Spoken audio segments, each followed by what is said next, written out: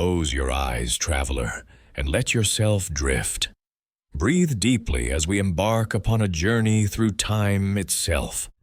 Picture yourself floating gently through the vast cosmos, where legends are born and heroes rise from slumber.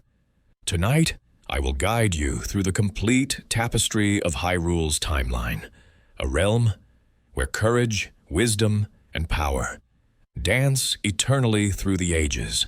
Feel the weight of the day melting away as we descend through clouds of starlight and memory.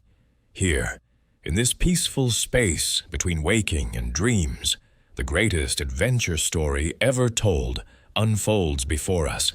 Let us begin at the very beginning of everything. Imagine, if you will, a place where nothing exists. Not darkness, not light, not even the concept of emptiness itself. Simply nothing.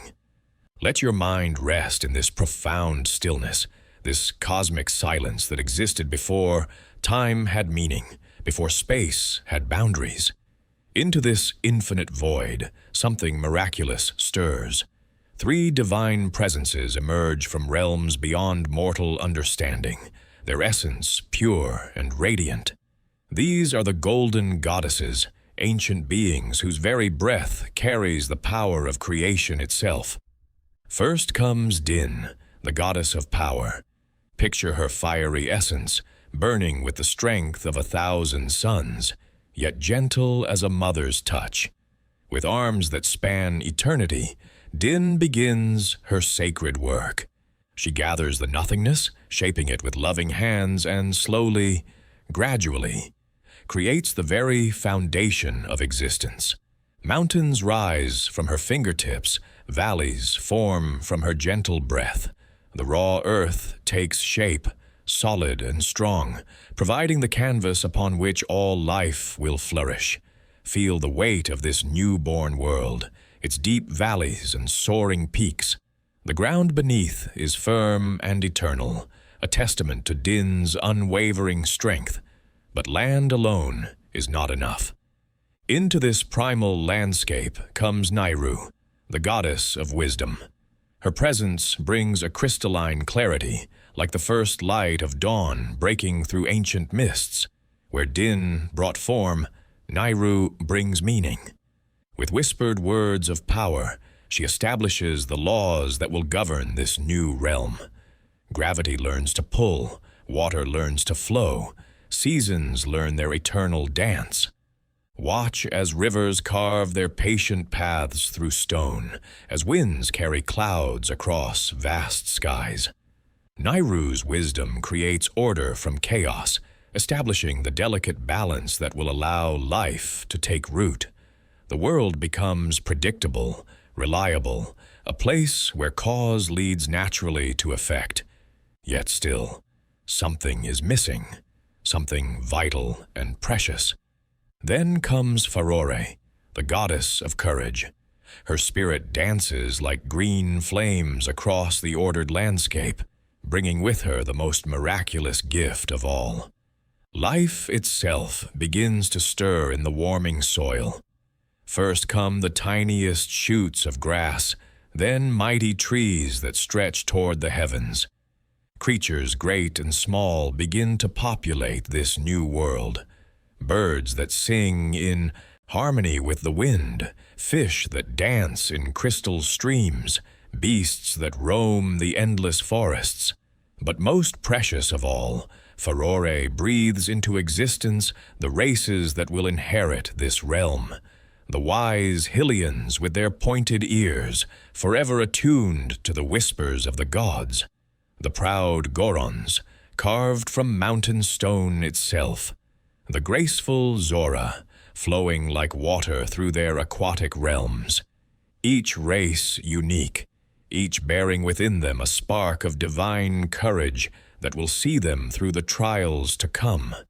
Feel the pulse of life flowing through everything now. The gentle rhythm of existence itself, breathing in harmony with your own peaceful breaths. As their great work nears completion, The three goddesses prepare to return to the celestial realm from whence they came, but they do not leave empty-handed. In their final act of creation, each goddess contributes a piece of her divine essence, forming three golden triangles that merge into a single radiant artifact. This is the Triforce, the ultimate symbol of divine power. Picture it floating serenely in the sacred realm, casting warm golden light across crystalline walls. The Triforce of power, bearing Din's strength. The Triforce of wisdom, holding Nayru's perfect knowledge. The Triforce of courage, pulsing with Furore's unquenchable spirit. Together, these three pieces form something greater than the sum of their parts. A wish-granting relic of unimaginable potency. To one who possesses perfect balance of all three virtues, the complete Triforce will grant any desire, no matter how grand or impossible it might seem. But the goddesses, in their infinite wisdom, know that such power cannot be left unguarded. As they ascend back to the heavens, leaving only their handprints as proof of their divine presence, they entrust this sacred duty to another. Her name is Hylia, a goddess born from their combined will, appointed as eternal guardian of the Triforce and protector of the land below. Picture her as she takes up this sacred responsibility, her divine form radiating compassion and strength in equal measure. She watches over the growing kingdom with loving eyes, ensuring that the balance of power, wisdom, and courage remains intact. For countless ages, peace reigns across this newborn realm. The races prosper and grow, building cities that gleam like jewels across the landscape. Art and music flourish under Hylia's gentle guidance. The people live in harmony with the land and with each other, their hearts pure and their intentions noble. But even in this paradise, shadows begin to stir. You see, the creation of such immense power inevitably draws the attention of those who would abuse it. Dark whispers spread through hidden corners of the world, speaking of the golden triangles and the wishes they might grant. Some begin to dream, not of wisdom or courage, but of dominion, of bending all creation to their will. The very existence of the Triforce, this beacon of divine light, begins to cast the first shadows across the perfect world. For where there is light, darkness seeks to consume it. Where there is power, corruption seeks to claim it. And so the stage is set for the first great conflict in Hyrule's long history, a battle that will establish patterns echoing through all the ages to come. The eternal struggle between light and darkness, between selfless courage and selfish ambition, between the divine plan and mortal desire. Rest now in this moment before the storm. Feel the peace of creation in its purest form. Let the gentle light of the Triforce warm your spirit as you prepare for the grand adventure that awaits. For every ending is but a new beginning, and every legend starts with a single courageous step into the unknown. The golden triangles pulse gently in their sacred chamber, waiting, always waiting, for the next chapter of their eternal story to unfold. And so we drift forward through the mists of time, leaving behind the peaceful age of creation to witness the first great upheaval in Hyrule's history. Feel yourself floating gently toward an era where divine light first encounters the deepest darkness, where the eternal cycle of heroism begins its endless dance. Picture the world as it was in those ancient days, a realm still young and vibrant, where the goddess Hylia walked among her people with tender care. The surface world stretched vast and green beneath endless blue skies, dotted with settlements where mortals lived in harmony with the divine.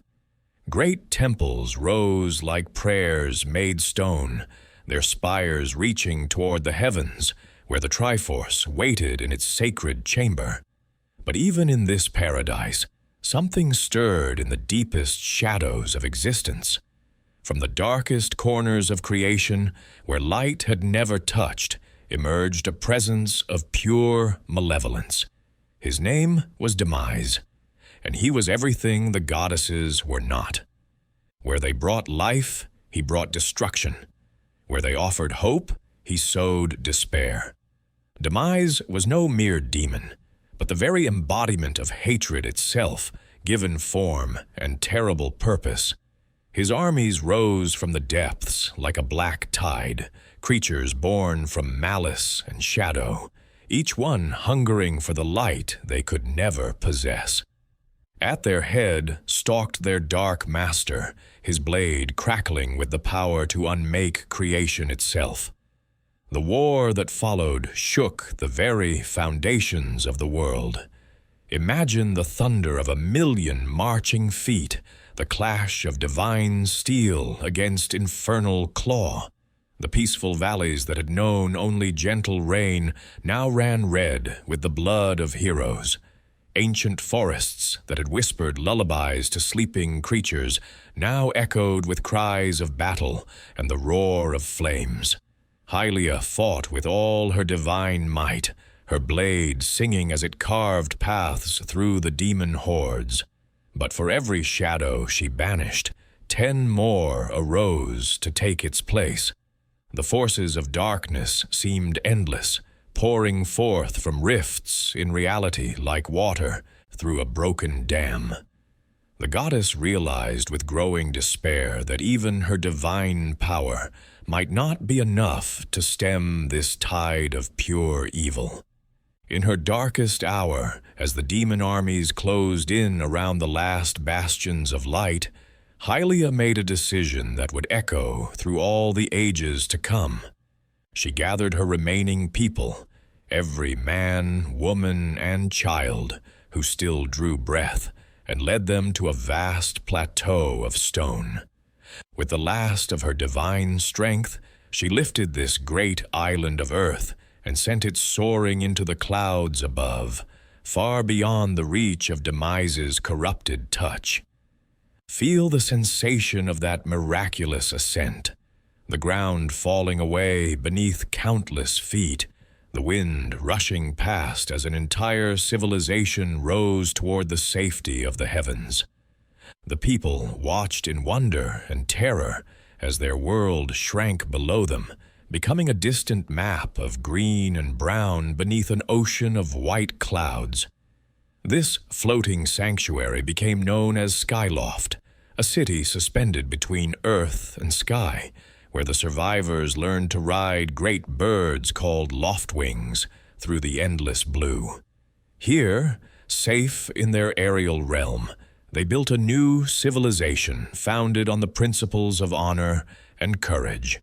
The Knight Academy arose as the guardian of this floating world, training young warriors to protect their people from any threat that might emerge from the mysterious surface far below. But Hylia herself did not flee to the safety of the skies. The goddess remained on the surface, standing alone against the tide of darkness that threatened to consume everything she had worked to protect. In a final desperate battle, she faced Demise himself in single combat, divine light clashing against absolute darkness in a confrontation that shattered mountains and boiled seas. Through sacrifice beyond measure, Hylia emerged victorious. She managed to seal Demise away, binding his essence in chains of pure light, trapping him in a prison between worlds where his hatred could no longer poison the land. But the cost of this victory was almost beyond bearing. The goddess found herself weakened, her divine essence nearly spent, from the tremendous effort required to contain such overwhelming evil. And then came Hylia's greatest sacrifice of all. She realized that to truly destroy Demise, to end his threat once and for all, she would need to wield the Triforce itself. But therein lay the cruel irony. As a goddess, as a divine being, she was barred from using the sacred triangles. Only mortals, with their pure hearts and imperfect but courageous souls, could unlock the Triforce's true power. So, Helia made the ultimate choice. She willingly abandoned her godhood, casting aside immortality and infinite power to be reborn as a mortal woman. Feel the weight of this sacrifice, to give up divinity itself for the sake of others, to choose love over power, mortality over endless existence. And so the goddess Hylia faded from the world, her divine essence scattered like seeds on the wind, to be reborn in the fullness of time as a mortal girl who would carry within her the memories and purpose of the goddess, though she would not know it at first. This girl would be called Zelda, and she would be the first of a legendary line of princesses, each one bearing the blood of the goddess and the sacred duty to protect the Triforce from those who would abuse its power. Centuries passed in the floating city of Skyloft. The people adapted to their aerial existence, their children growing up knowing only the endless sky and the soft hum of Loftwing wings. The Knight Academy flourished, producing generation after generation of brave young warriors who kept watch over the clouds, though they had almost forgotten what they were watching for. Among these knights in training was a young man named Link. Picture him as he was in those days, kind-hearted and gentle, more comfortable with a carving knife than a sword, yet possessed of a quiet courage that burned like a steady flame within his chest. He shared a special bond with his crimson Loftwing, soaring through the skies with a freedom that made his spirit sing. On the day of the wing ceremony, as the morning sun painted the clouds in shades of gold and pink, Link prepared to compete in the traditional race that would determine the year's champion. His heart was light as he took to the skies, not for the glory of victory, but for the joy of flying alongside his beloved companion. The ceremony was a celebration of the bond between Knight and Loftwing, a sacred connection that had sustained their civilization for generations. But this day was destined to be different from all others. As Link soared through the morning air, competing against his fellow students, including the arrogant Groose, he was watched by someone very special. Princess Zelda, daughter of Gepora, who led the Knight Academy, had chosen Link to be her partner in the ceremonial ritual that would follow the race. See her as she was then, radiant and kind, her blonde hair catching the sunlight like spun gold, her blue eyes holding depths of wisdom that seemed far older than her years. She cheered for Link as he flew, her heart filled with a warmth she could not fully understand, drawn to this gentle young man by bonds that stretched back through time itself. Link won the ceremony that day, his natural skill and the loyalty of his Loftwing carrying him to victory over his rivals. As evening fell and the celebration began, he and Zelda took to the skies together, sharing a moment of perfect peace as they glided through the sunset clouds. In that golden hour, with the world spread soft and beautiful below them, it seemed as though nothing could ever disturb their happiness. But even as they laughed together in the dying light, dark forces were stirring in the world below. Demise, though sealed away, had not been idle during his imprisonment. His hatred had taken on a life of its own, spawning servants who worked tirelessly to break the bonds that held their master. Chief among these was a being of terrible power and flamboyant cruelty, a demon lord who called himself Girahim. Girahim was everything that Link was not: vain, cruel, and obsessed with power. He delighted in causing pain and took perverse pleasure in the suffering of others.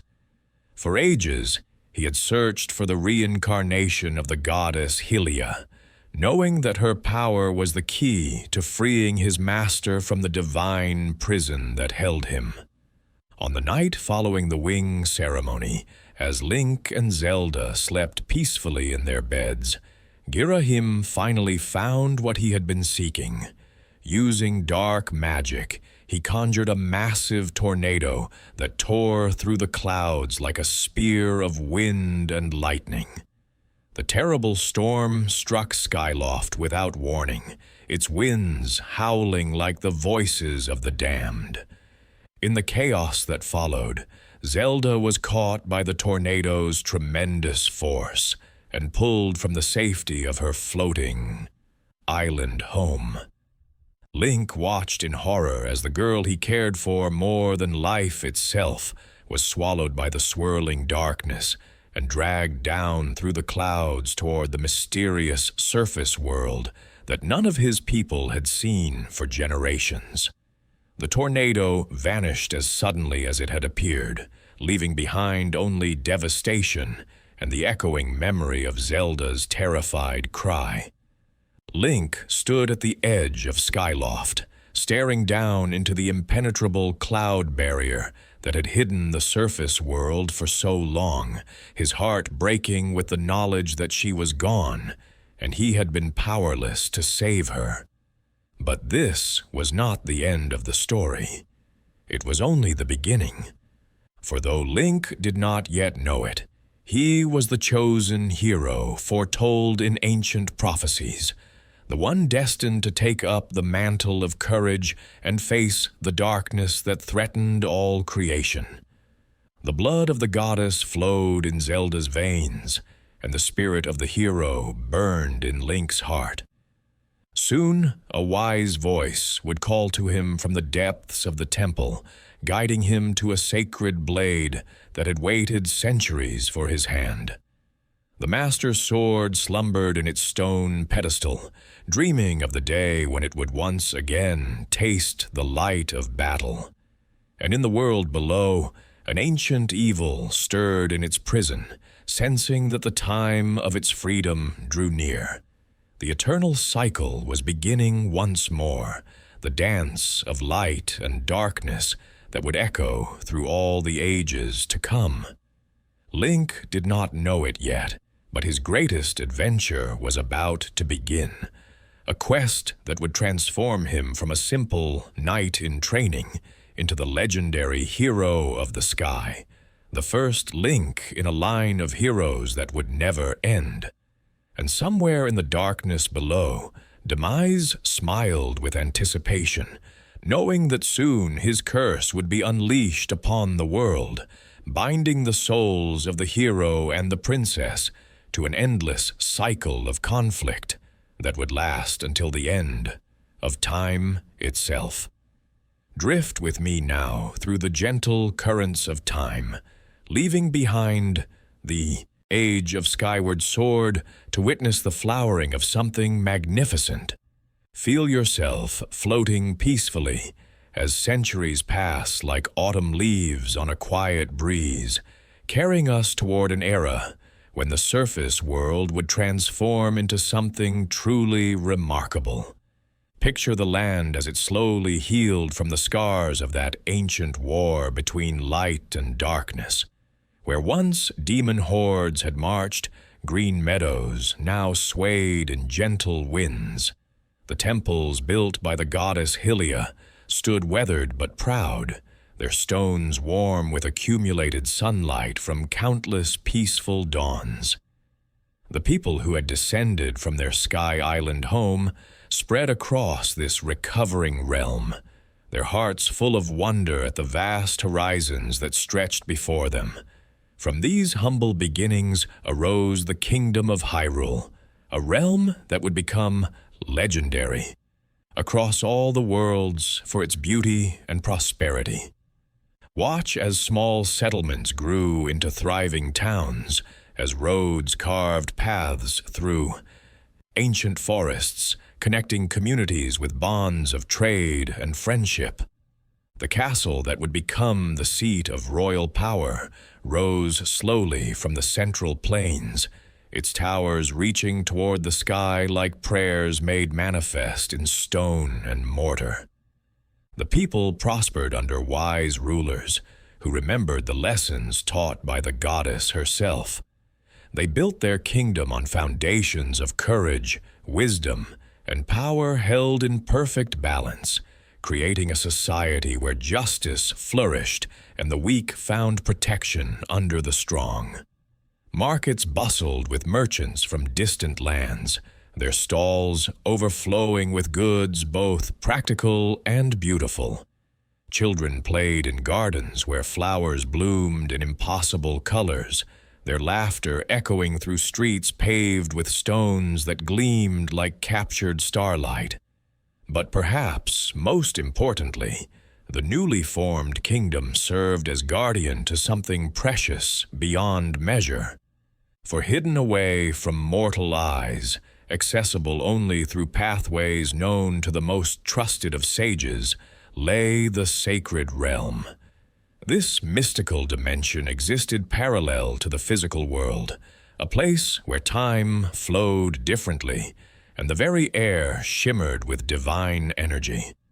At the heart of this sacred space, the Triforce waited in its chamber of golden light. Picture it floating serenely above its pedestal, the three triangles pulsing in perfect harmony with the rhythm of creation itself. Here, where mortal feet had never trodden, the divine artifact continued its eternal vigil, ready to grant the pure wish of any soul brave and worthy enough to reach it. The entrance to this realm was carefully hidden and protected by ancient magic, accessible only to those who possessed the 3 spiritual stones and the legendary sword that slept in the Temple of Time. These safeguards were not merely physical barriers, but tests of character that would ensure only the most noble of hearts could ever approach the ultimate source of power. For generations, this arrangement worked perfectly. The kingdom flourished in peace, its people content in their daily lives, unaware of the cosmic forces that watched over them. The royal family, descended from the goddess Hylia herself, served as faithful stewards of both the visible kingdom and the invisible treasures it protected. Wise sages, chosen from among the various races that called Hyrule home, maintained the ancient knowledge and kept vigil over the sacred sites. But even in paradise, shadows have a way of finding purchase in the human heart. Not all who learned of the Triforce's existence were content to leave it in its peaceful sanctuary. Whispers began to spread in dark corners of the kingdom, tales of ultimate power waiting for one bold enough to seize it. These whispers attracted the attention of those whose hearts harbored ambition greater than wisdom, desire stronger than patience. Among those who heard these dangerous tales was a tribe of fierce desert warriors known as the Gerudo. These proud people dwelt in the harsh wastelands beyond Hyrule's green borders, their lives shaped by the unforgiving sun and shifting sands. Once every 100 years, their tribe was blessed with the birth of a male child, and this rare individual was destined to become their king and leader. But the corruption that surrounded knowledge of the Triforce had begun to seep into even the most remote corners of the world. When the prophesied male child was born to the Gerudo in this era, he carried within him a darkness that his tribe could not detect. This child grew into a man of terrible ambition, one who would stop at nothing to claim the power he believed was rightfully his. Yet before this shadow could fully fall across the land, another force stirred in the depths of the world. These were the interlopers, practitioners of dark magic, who had been secretly gathering power for generations. Unlike the Gerudo king, who sought the Triforce for dominion, these shadowy figures desired to twist the sacred realm itself to their will, to corrupt its pure light with their forbidden arts. The interlopers had discovered ways to manipulate reality that went against the natural order, established by the three goddesses. Their magic was born not from harmony with the divine, but from exploitation and dominance over the forces of creation. They sought to overthrow the careful balance that kept the world stable, to remake existence according to their own twisted vision. When their plot finally came to light, the very foundations of Hyrule trembled. These dark sorcerers had grown bold enough to launch an assault on the sacred realm itself, seeking to claim the Triforce through force and cunning, rather than worthiness. Their armies of shadow and flame poured forth from hidden strongholds, threatening to engulf the peaceful kingdom in an age of darkness. But the goddesses who had created this world had not left it defenseless. At the moment of greatest peril, when it seemed the interlopers might succeed in their blasphemous goal, divine intervention came like thunder from a clear sky. The three golden goddesses themselves reached down from the heavens, their power flowing through chosen vessels among the people of Hyrule. The light spirits, ancient guardians who had slumbered since the world's creation, awakened to defend the sacred realm. These beings of pure luminance had been placed throughout the land as safeguards against exactly this kind of threat, and now they rose to fulfill their ancient purpose. Light blazed across the kingdom as the spirits confronted the interlopers, divine radiance clashing against forbidden shadow in a battle that shook the very stones of the earth. The war was brief but decisive. The interlopers, for all their dark power and cunning magic, could not stand against the combined might of the light spirits and the divine will that flowed through them. One by one, their strongholds fell, their shadows banished by light too pure and strong to be extinguished.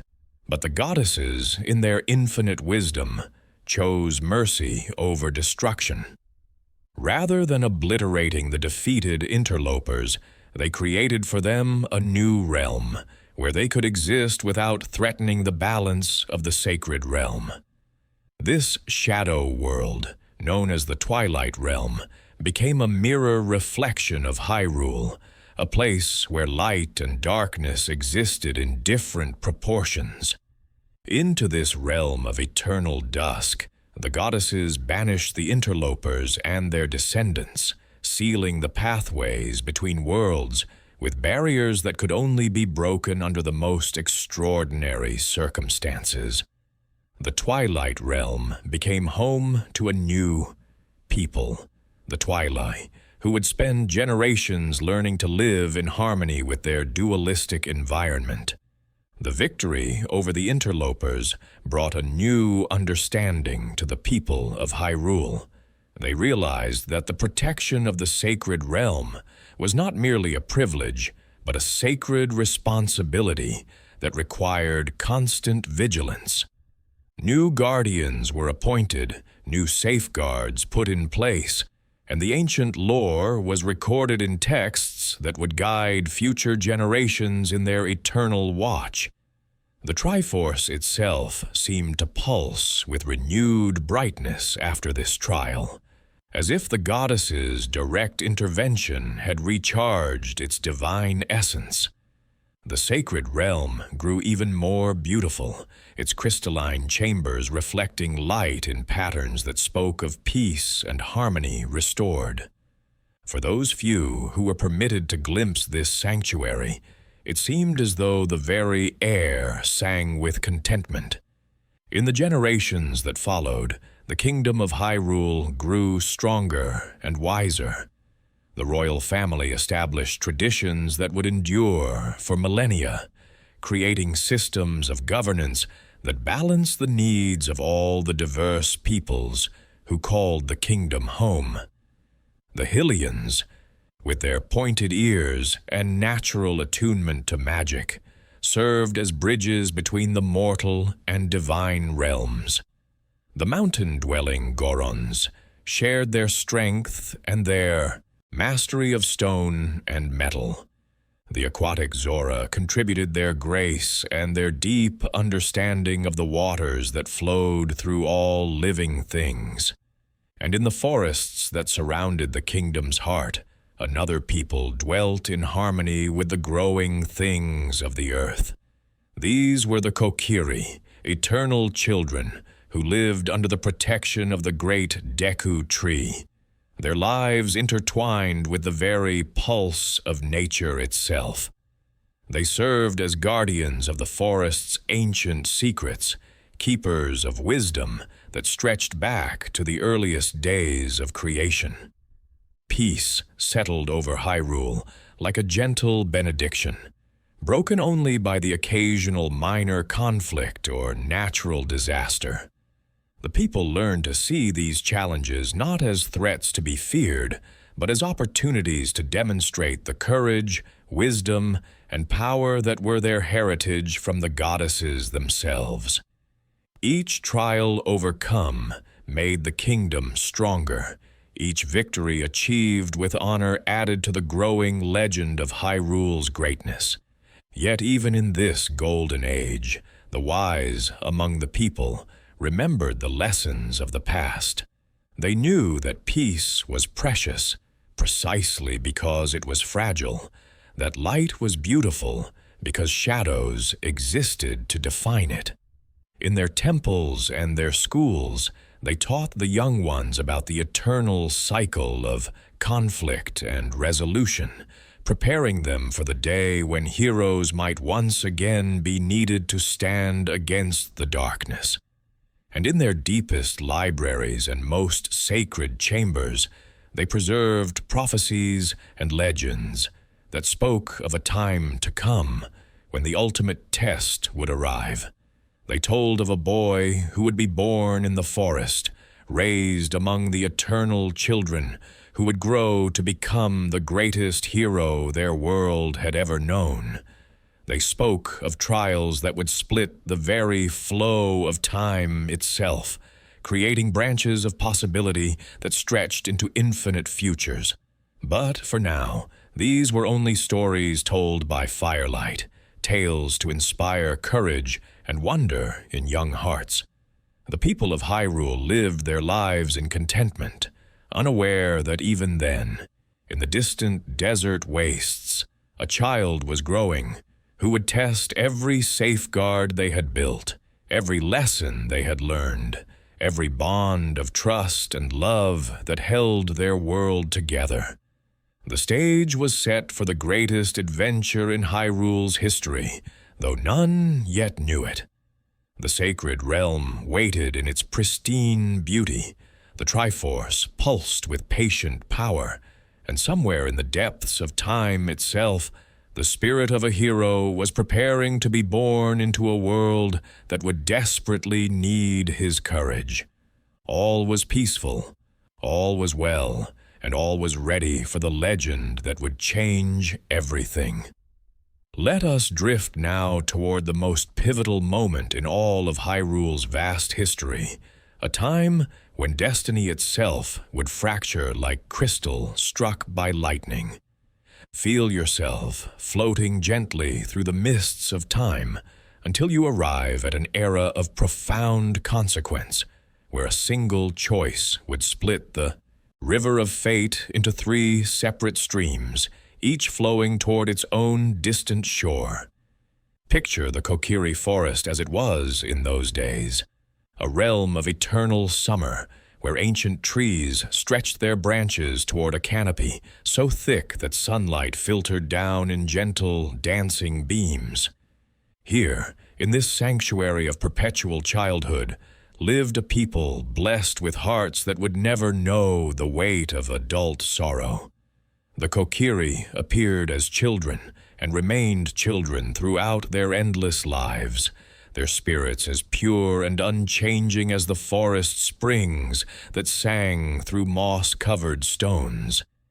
Each Kokiri was blessed with a companion fairy, a tiny guardian spirit that provided guidance and friendship throughout their immortal days. These luminous beings danced through the forest air like living stars, their gentle light a constant comfort to their chosen partners. The great Deku tree, ancient beyond measure, watched over them all with the patience of mountains and the wisdom of ages, his mighty trunk serving as both home and temple to his woodland children. But among these eternal children lived one who was different, though he did not yet know the true nature of that difference. His name was Link, and though he appeared to be just another Kokiri boy, his heart carried within it the sleeping spirit of a hero destined for greatness beyond imagining. Unlike his companions, Link had no fairy guardian, a fact that marked him as an outsider among his own people, though they loved him no less for this strangeness. Link's days in the forest were filled with simple pleasures, exploring hidden groves where flowers bloomed in impossible colors, swimming in crystal pools that reflected the dancing leaves above, learning the secret songs that the wind sang through the branches. He was content in his forest home, unaware that his peaceful childhood was about to end forever. The great Deku tree had long known of Link's true destiny, though he had kept this knowledge locked within his ancient heart, like a seed waiting for the proper season to sprout. When nightmares began to plague the forest guardian's dreams, visions of a dark future spreading like poison across the land, he knew the time had finally come to reveal the truth. A fairy named Navi, glowing with urgent blue light, was chosen to be Link's companion and guide. She awakened him from his peaceful slumber with words that would echo through legend. "Link, wake up. The great Deku tree wants to see you." These simple words marked the end of childhood and the beginning of a quest that would reshape the very foundations of existence. When Link stood before the great Deku tree, the ancient guardian spoke with a voice like wind through leaves, heavy with sorrow and determination. A curse had infected his mighty form, a malevolent force that slowly drained his life while causing him unspeakable agony. This curse had been cast by a man from the desert, a Gerudo king whose heart burned with ambition, darker than the deepest night. The dying tree entrusted Link with a sacred mission, to journey to Hyrule Castle and warn Princess Zelda of the danger that approached. Before Link could begin this quest, however, he would need to prove his courage by venturing into the tree's own body to face the parasitic monster that was slowly killing his forest father. Deep within the great Deku tree's ancient wood, through passages lined with luminescent moss and chambers where spider webs caught drops of golden light, Link confronted Queen Goma, a massive arachnid whose single red eye burned with malevolent intelligence. The battle was fierce but brief, Link's natural courage and quick thinking allowing him to triumph over the monstrous parasite. But victory came too late to save the great Deku tree. As the ancient guardian's life faded like sunset light, he spoke his final words to the young hero, revealing truths that shattered Link's understanding of his own identity. Link was not truly a Kokiri, but a Hylian child, who had been brought to the forest for protection in his infancy. His real parents had died in a great war, and he had been placed in the care of the forest spirits to keep him safe from those who would do him harm. With his dying breath, the great Deku tree bestowed upon Link the Kokiri's emerald, one of 3 spiritual stones needed to open the sacred door that protected the Triforce. This green gem, pulsing with the life force of the forest itself, was Link's first step on a journey that would take him far from the only home he had ever known.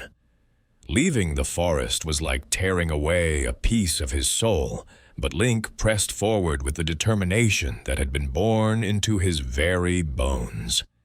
His path led him across Hyrule Field, a vast expanse of rolling grassland where the wind carried scents of distant adventure. At night, skeletons rose from the earth to dance their eternal patrol, teaching the young hero that the world beyond the forest held dangers as well as wonders.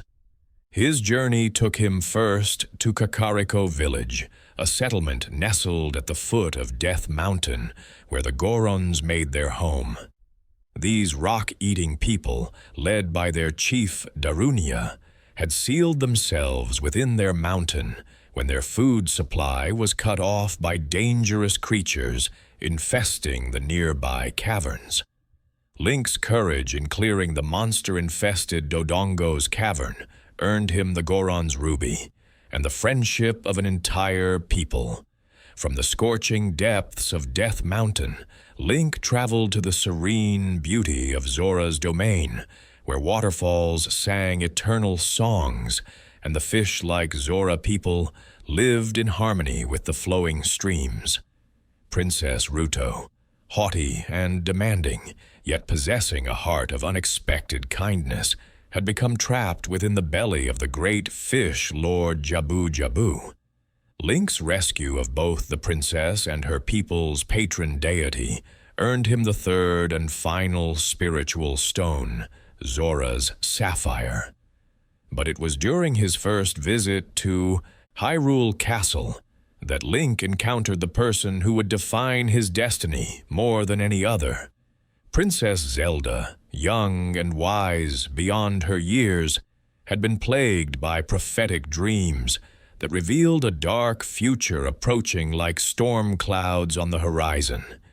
In these visions, she had seen a young boy from the forest who would play a crucial role in the battle between light and darkness.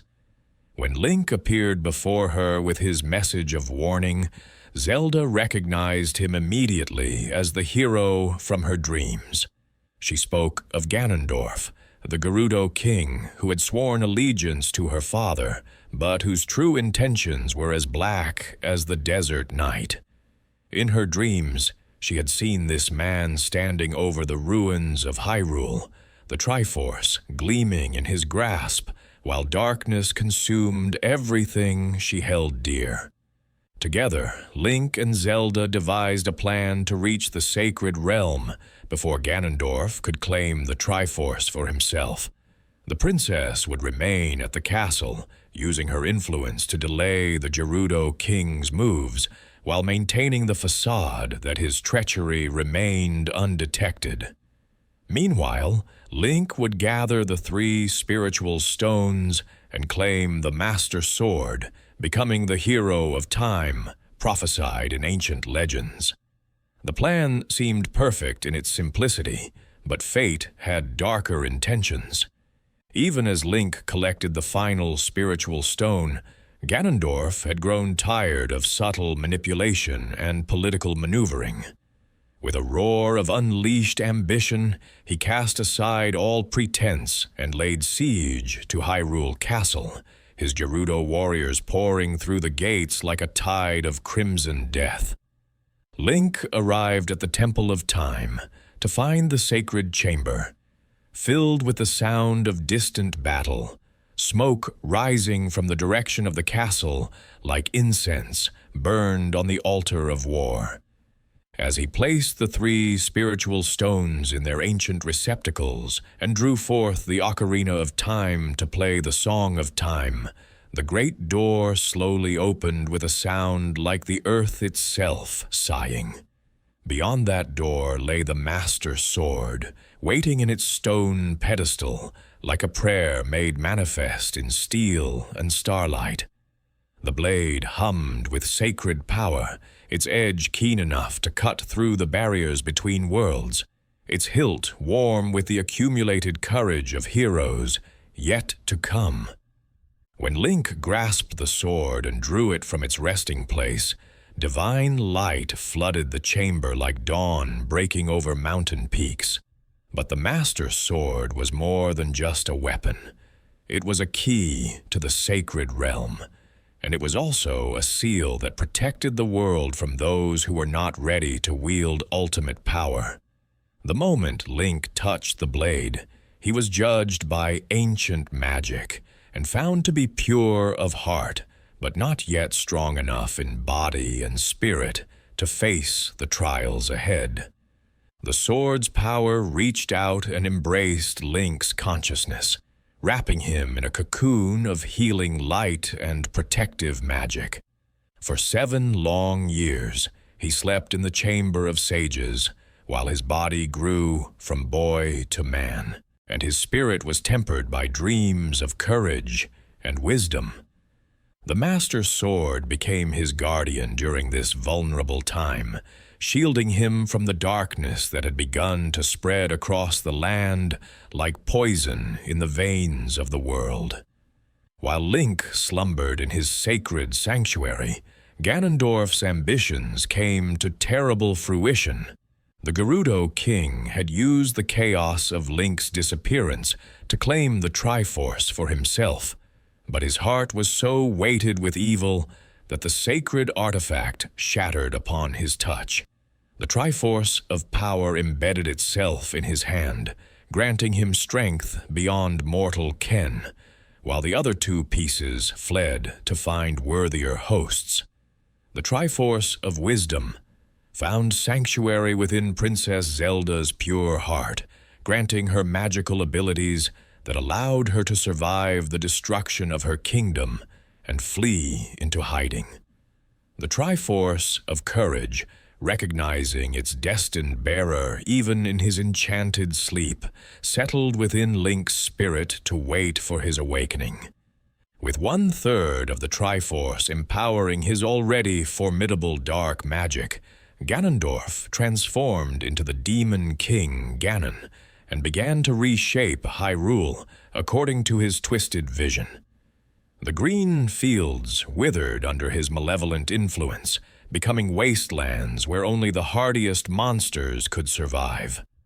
The once crystal streams ran thick with pollution, and the sky took on the color of dried blood. The various peoples of Hyrule suffered terribly under Ganon's rule. The Gorons were fed to a dragon that had taken up residence in their sacred mountain. The Zora were trapped beneath a sheet of ice that refused to melt no matter how bright the sun shone. Kakariko Village became a refuge for the desperate and displaced, while Hyrule Castletown emptied as its citizens fled to whatever safety they could find. When Link finally awakened from his 7-year slumber, he found himself no longer a boy, but a young man, his body strong and his mind clear with purpose. The Master Sword hummed with approval in his grip, recognizing that its chosen wielder had at last become ready for the trials ahead. But the hero's heart nearly broke when he emerged from the Temple of Time to see what had become of the world he had tried to protect. A wise sage named Rauru, the ancient guardian of the Temple of Light, appeared to Link in a vision of golden radiance. He explained the tragedy that had befallen Hyrule and revealed the true scope of the quest that lay ahead. To defeat Ganon and restore balance to the world, Link would need to awaken the other 6 sages, ancient guardians whose combined power could create a prison strong enough to contain the Demon King. And so began the adult portion of Link's quest. a journey that would take him to every corner of the corrupted kingdom. In the forest temple, he awakened Saria, his childhood friend from the Kokiri, whose pure spirit had been transformed into the Sage of Forest. Her awakening was both joyful and heartbreaking, for it meant that she could never return to the simple life they had once shared among the eternal children of the woods. Deep within Death Mountain's fiery crater, Link faced the ancient dragon Volvagia to awaken Darunia as the Sage of Fire. The proud Goron chief had sacrificed himself to protect his people, and his spirit blazed with the same courage and determination that had made him a beloved leader in life.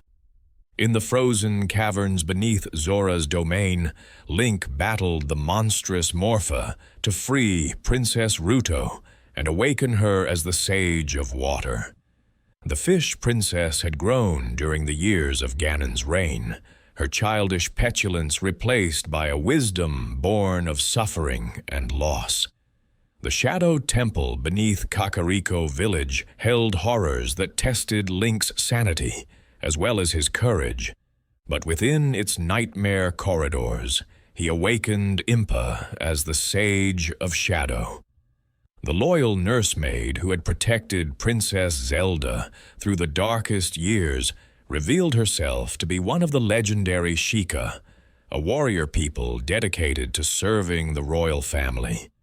In the Spirit Temple, built within the desert where the Gerudo made their home, Link awakened Naburu as the Sage of Spirit.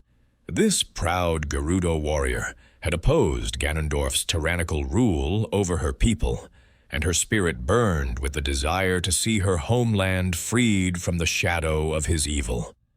The final sage was the most surprising of all, for when Link confronted Ganon in the ruins of Hyrule Castle, he discovered that Princess Zelda had been hiding among the Sheikah under the identity of Sheik, a mysterious warrior who had aided Link throughout his quest.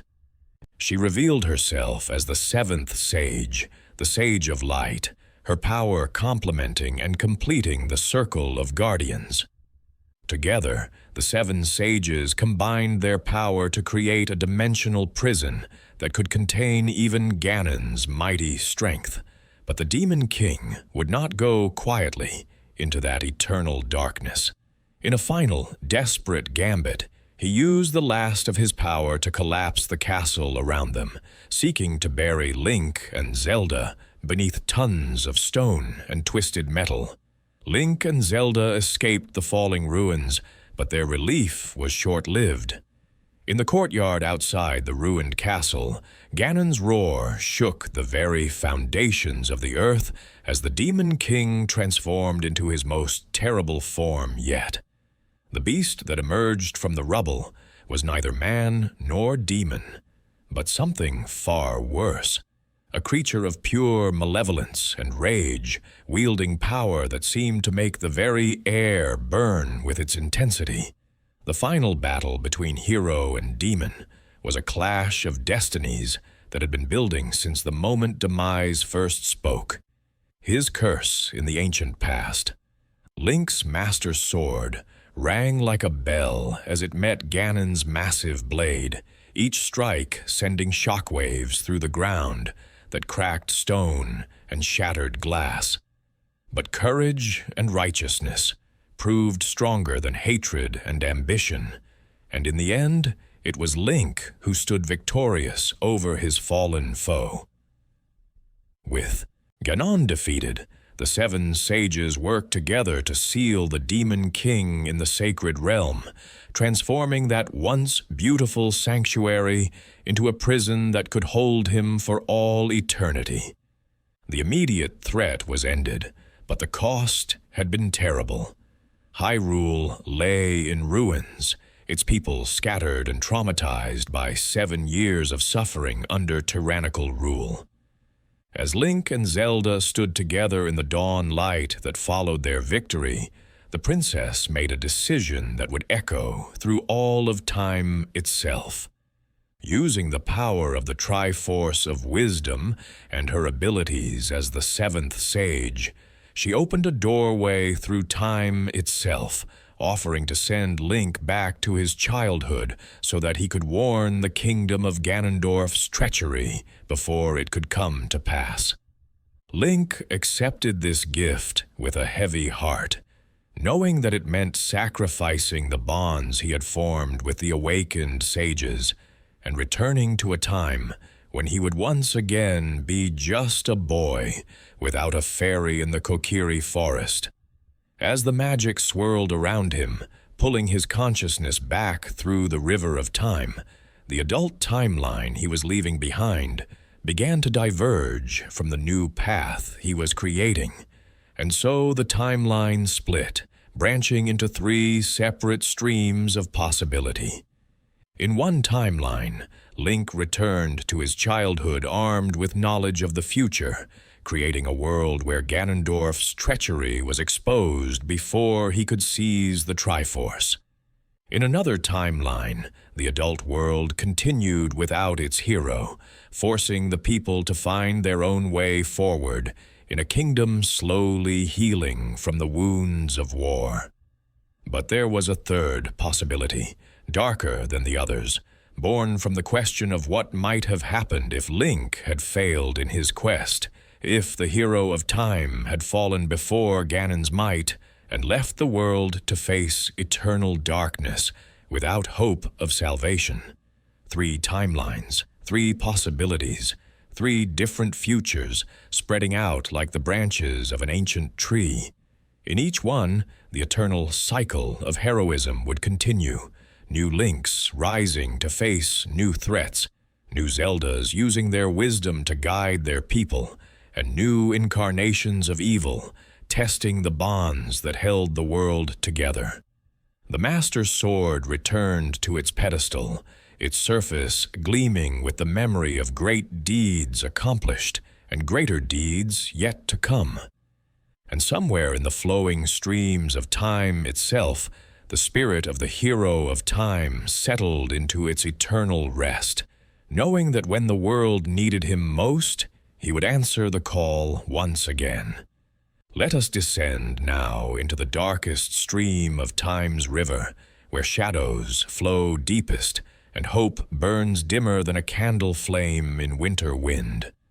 Feel yourself drifting toward a timeline born from tragedy, where the hero of time's courage was not quite enough to overcome the crushing weight of destiny's darkest possibility.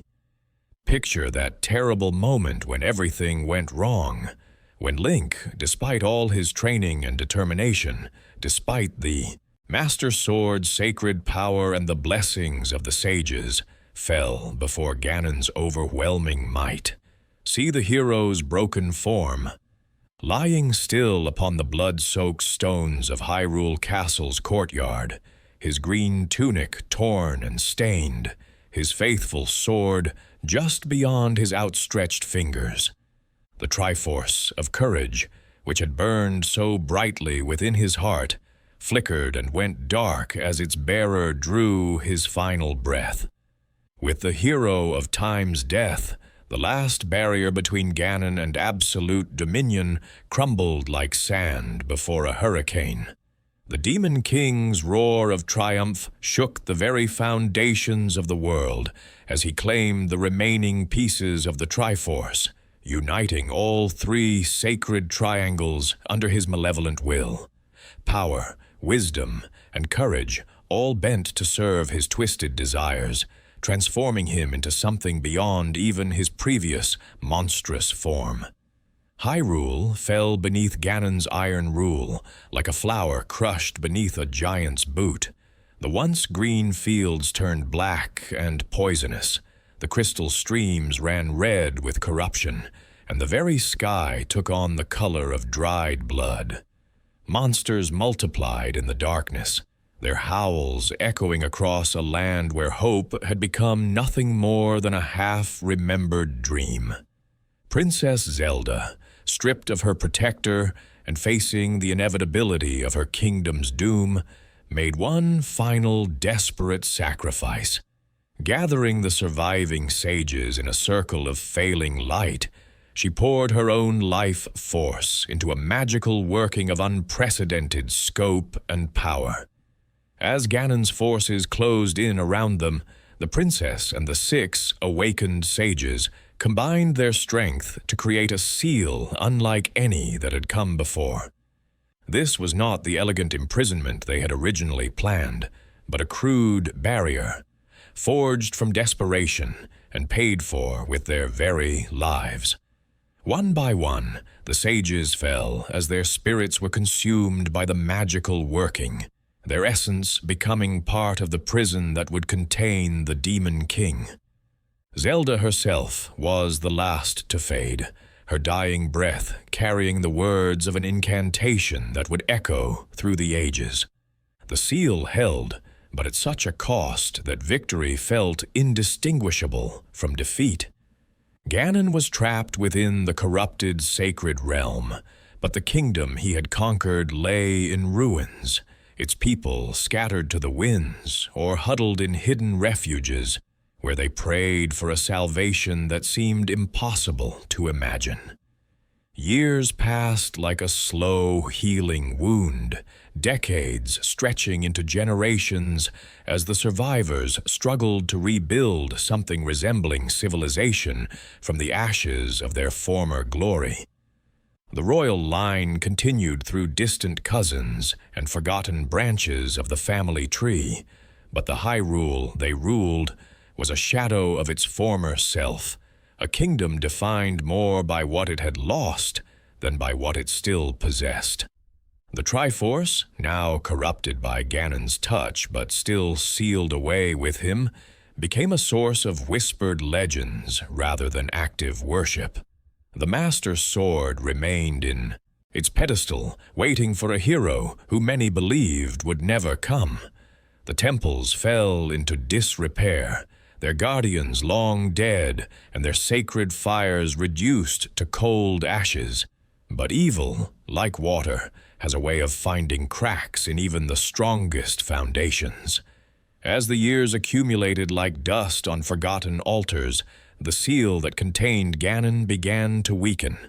Not all at once, but slowly, imperceptibly, like the erosion of stone by wind and rain. Dark influence seeped through the barriers between worlds, poisoning dreams and turning hearts toward shadow. The first signs were subtle: crops failing without apparent cause, animals behaving strangely, children born with an inexplicable sadness in their eyes. Wise men spoke of curses and ancient evils, but their warnings were dismissed by a people who had grown weary of living in fear. The generation that remembered Ganon's first reign was dying out, and their children preferred to believe that the darkness was finally behind them. It was into this world of fragile hope and hidden despair that whispers began to spread of a new threat arising. Not Ganon himself, for his prison still held, but something born from his lingering influence and the accumulated darkness of a world that had known too much suffering. A sorcerer calling himself a Ganim had appeared in the royal court, offering his services to the current king with promises of wisdom and magical aid. This pale, thin man with eyes like chips of ice claimed to be a scholar of ancient arts, a wielder of beneficial magic, who sought only to serve the crown and heal the lingering wounds in Hyrule's spirit. The king, desperate for any source of hope or strength, welcomed Ganon into his inner circle and granted him increasing authority over matters both mundane and mystical. But Ganon was no mere court wizard seeking power and influence. He was something far more dangerous. A puppet whose strings were pulled by the very demon the ancient sages had died to contain. Through dreams and visions transmitted across the dimensional barriers of his prison, Ganon had slowly corrupted the sorcerer's mind and soul, turning him into an unwitting agent of darkness. Under Aghanim's malevolent influence, the kingdom began to change in ways that few at first recognized as threatening. New laws were passed that seemed reasonable on their surface, but gradually eroded the freedoms that the people had fought so hard to preserve. Ancient traditions were declared obsolete and replaced with new customs that served Aghanim's hidden purposes. The priests and wise women who might have opposed these changes found themselves marginalized or mysteriously disappearing. Most insidious of all, Aghanim began a campaign to eliminate the descendants of the seven sages, claiming that their bloodlines carried curses that needed to be purged for the kingdom's safety. One by one, the families that could trace their lineage back to those ancient guardians vanished in the night, taken away by soldiers who insisted they were acting on the king's direct orders. The kingdom's slide toward darkness might have continued unchallenged, but fate had not entirely abandoned the people of Hyrule. In a small house on the outskirts of Kakariko village lived a young man named Link, a blacksmith's apprentice whose uncle had raised him after his parents died in one of the kingdom's periodic conflicts with bandits and monsters. This Link bore no obvious resemblance to the legendary hero of time, being neither particularly tall nor exceptionally skilled with weapons. He was, by all appearances, just another village youth learning his trade and dreaming of adventures he would never experience. But within, his heart burned the same unquenchable flame that had driven his predecessor, the eternal spirit of heroism that death itself could not extinguish. The call to adventure came on a night when rain fell like tears from a sky the color of old pewter. Link's uncle, Alphon, had received a message that Princess Zelda herself was being held prisoner in the castle's dungeons, a victim of Aghanim's growing power and paranoia. Unable to ignore a plea for help from the royal family, the older man took up his sword and ventured out into the storm, leaving Link with strict instructions to remain safely at home. But when morning came and Alphon had not returned, Link's conscience would not let him remain idle. Taking up his uncle's weapons and armor, he set out through the storm-lashed countryside toward Hyrule Castle, following a path that would lead him toward destiny's embrace, whether he knew it or not. The castle he found was not the gleaming symbol of hope and justice that it had been in legends, but a dark fortress where shadows seemed to move independently of their sources, and the very stones whispered of secrets too terrible to be spoken aloud. Guards patrolled the corridors with eyes that reflected an inner darkness, their loyalty no longer to the crown they had sworn to serve, but to the pale sorcerer who had become the kingdom's true master. In the deepest dungeons of this corrupted castle, Link found Princess Zelda imprisoned in a cell that reeked of despair and forgotten dreams.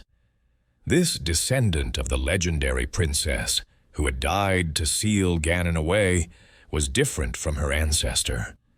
Quieter, more prone to sadness, bearing the weight of a kingdom that had known too much suffering and too little joy. But when she looked upon Link, something stirred in her eyes that had not been there for years. Recognition, perhaps, or hope, or simply the desperate relief of someone who had been drowning and suddenly felt solid ground beneath her feet. She spoke to him of Aghanim's true nature, of the dark magic that flowed through the castle like poison in the veins, of the urgent need to escape before the sorcerer's plans could reach their terrible fruition. Their flight from the castle became a running battle through corridors thick with malevolent magic and guarded by creatures that should not have existed in any rational world. Link's sword, though not the legendary Master Sword, rang true as it cut through shadow and corruption, guided by hands that seemed to remember skills he had never learned. They reached the sanctuary of Kakariko village just as dawn was breaking, but their relief was short-lived. Aghanim's power had grown beyond what even Zelda had realized, and the sorcerer's influence now extended far beyond the castle walls.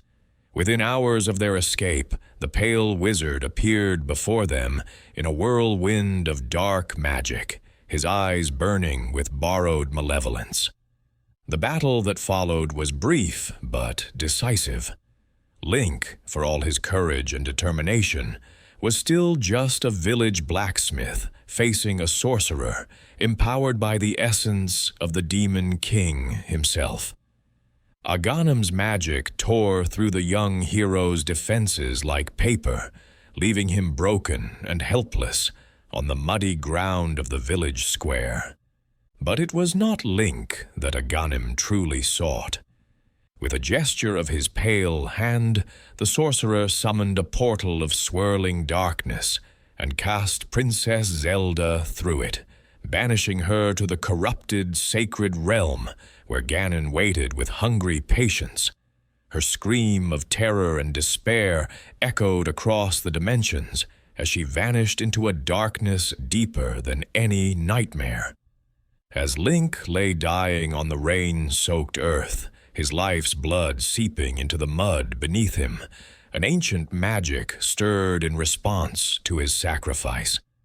The same power that had once guided the hero of time reached across the boundaries between life and death, refusing to let courage die when the world needed it most. Link's spirit was pulled from his failing body and transformed, becoming something new and strange, a being caught between worlds, neither fully alive nor completely dead. This spectral Link found himself in a realm that mirrored Hyrule, but existed in a state of eternal twilight, where the familiar became strange and the comforting became threatening. This was the Dark World, the sacred realm as it had become under Ganon's corrupting influence, a place where the very landscape reflected the twisted desires of its imprisoned ruler. Here, in this realm of shadow and distortion, Link began a quest unlike any that had come before. He was no longer bound by the limitations of mortal flesh, but neither did he possess the full power of life. His existence had become something liminal and uncertain, much like the world he now inhabited. The Dark World was populated by the transformed spirits of Aghanim's victims, people who had been cast into this realm to suffer eternally for the crime of opposing the sorcerer's will. They had been changed by the corrupting influence of the place, their forms twisted into shapes that reflected their inner pain and fear. Yet within many of them, sparks of their original selves still flickered like candle flames in a hurricane. Link's quest became one of liberation as well as heroism, as he worked to free these trapped souls and restore them to their true forms. Each person he saved became an ally in the greater battle against the darkness, their combined strength slowly building toward the confrontation that would determine the fate of both worlds. The princess he found was not the Zelda he had tried to save, but rather the crystallized essence of the sage who had originally sacrificed herself to contain Ganon. 7 maidens in total were imprisoned throughout the Dark World, each one a fragment of the original sealing magic that kept the Demon King bound. Aghanim's plan, Link realized with growing horror, was to use these captured essences to break the ancient seal and free his master from his dimensional prison. One by one, Link ventured into the twisted dungeons of the dark world, each one a nightmare made manifest in stone and shadow. The Eastern Palace, where crystals sang with the voices of the damned. The Desert Palace, where sand burned like acid and mirages showed visions of impossible cruelty. The Tower of Hera, reaching toward a sky that promised nothing but eternal darkness. In each dungeon, Link faced not just monsters and traps, but the accumulated weight of the kingdom's despair and suffering. The very architecture seemed designed to break the spirit as well as the body, with passages that led nowhere and chambers that whispered of futility and defeat. Yet something within the spectral hero refused to yield to this psychological assault, a core of determination that had been forged in the crucible of genuine heroism. As he freed each maiden and claimed each crystal that contained her essence, Link felt the balance of power in the dark world beginning to shift. The corrupted landscape responded to the return of pure light, with patches of clean earth appearing like islands of hope in an ocean of shadow. But Ganon, sensing the threat to his long-awaited freedom, began to stir within his prison like a beast awakening from hibernation. The final confrontation came in Ganon's tower, a twisted spire that pierced the heart of the dark world like a dagger thrust into the very soul of creation. Here, Ganon waited with the power of his dark master flowing through him like molten metal in his veins. The battle between the spectral hero and the possessed sorcerer shook the foundations of both worlds, their clash sending ripples through the fabric of reality itself. When Ganon finally fell, his pale form crumbling to dust as the dark magic that sustained him was finally severed, the way was opened to Ganon's actual prison chamber. The Demon King had grown even more monstrous during his long captivity, his form a writhing mass of hatred and corruption that seemed to exist in several dimensions simultaneously. The battle with Ganon was not one that could be won through strength of arms alone, for the beast possessed power that dwarfed anything Link had faced before. Instead, it became a contest of wills, a spiritual struggle between the force of pure heroism and the embodiment of absolute evil. Link's spectral nature, which had seemed like a weakness, became his greatest strength, allowing him to exist partially outside the normal rules that governed physical combat. With the Master Sword finally in his grasp, pulled from its pedestal by hands that were no longer entirely mortal, Link struck the killing blow that sent Ganon's essence screaming back into the void from whence it came. The Triforce, freed at last from the Demon King's corrupting touch, blazed with purified light as it granted Link's deepest wish. Not for power or glory, but for the restoration of all that had been lost. The dark world dissolved like a nightmare upon waking, its twisted landscape returning to the pure beauty of the original sacred realm. The people who had been trapped there found themselves back in Hyrule, alive and whole and free from the corruption that had marked their spirits. Even Link himself was restored to full life. His spectral existence ended as he was returned to the mortal realm with his heroic duty complete. But this was not the end of the fallen timeline's struggles, merely the end of its darkest chapter. The kingdom that emerged from Ganon's shadow was wounded but not broken, scarred but not destroyed. New adventures awaited, new challenges that would test the courage of heroes yet to come. On the distant island of Koholint, Link would find himself caught in dreams, within dreams, facing challenges that existed as much in the realm of imagination as in physical reality. The wind fish slumbered beneath waves of possibility, its dreams becoming a world unto themselves, where the boundaries between real and unreal grew thin as morning mist. Then came the Oracle of Seasons and the Oracle of Ages, ancient powers that governed the very flow of time and the turning of the natural world. When dark forces sought to corrupt these fundamental forces, Link found himself traveling between lands where summer could become winter with a single magical song, where years could pass in moments, or moments could stretch into eternity. These adventures were gentler than the great war against Ganon, but no less important for their smaller scale. They reminded the people of Hyrule that heroism was not just about facing ultimate evil, but about protecting the small beauties and simple joys that made life worth living. Sometimes the greatest courage was found not in wielding legendary swords, but in caring for a single flower or comforting a frightened child. The timeline's final test came generations later, when Hyrule had declined so far that it had almost forgotten what it meant to be great. The kingdom was divided into scattered principalities, its people hidden away in caves and remote settlements, while monsters roamed freely across lands that had once been safe for travelers.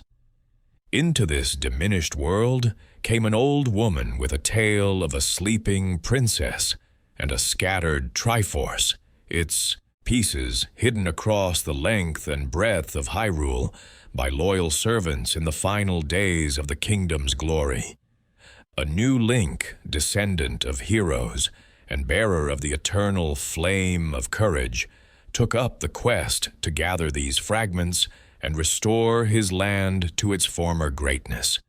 This was perhaps the most difficult adventure of all, for it required not just defeating evil, but rebuilding hope in the hearts of people who had learned to expect nothing but disappointment and loss.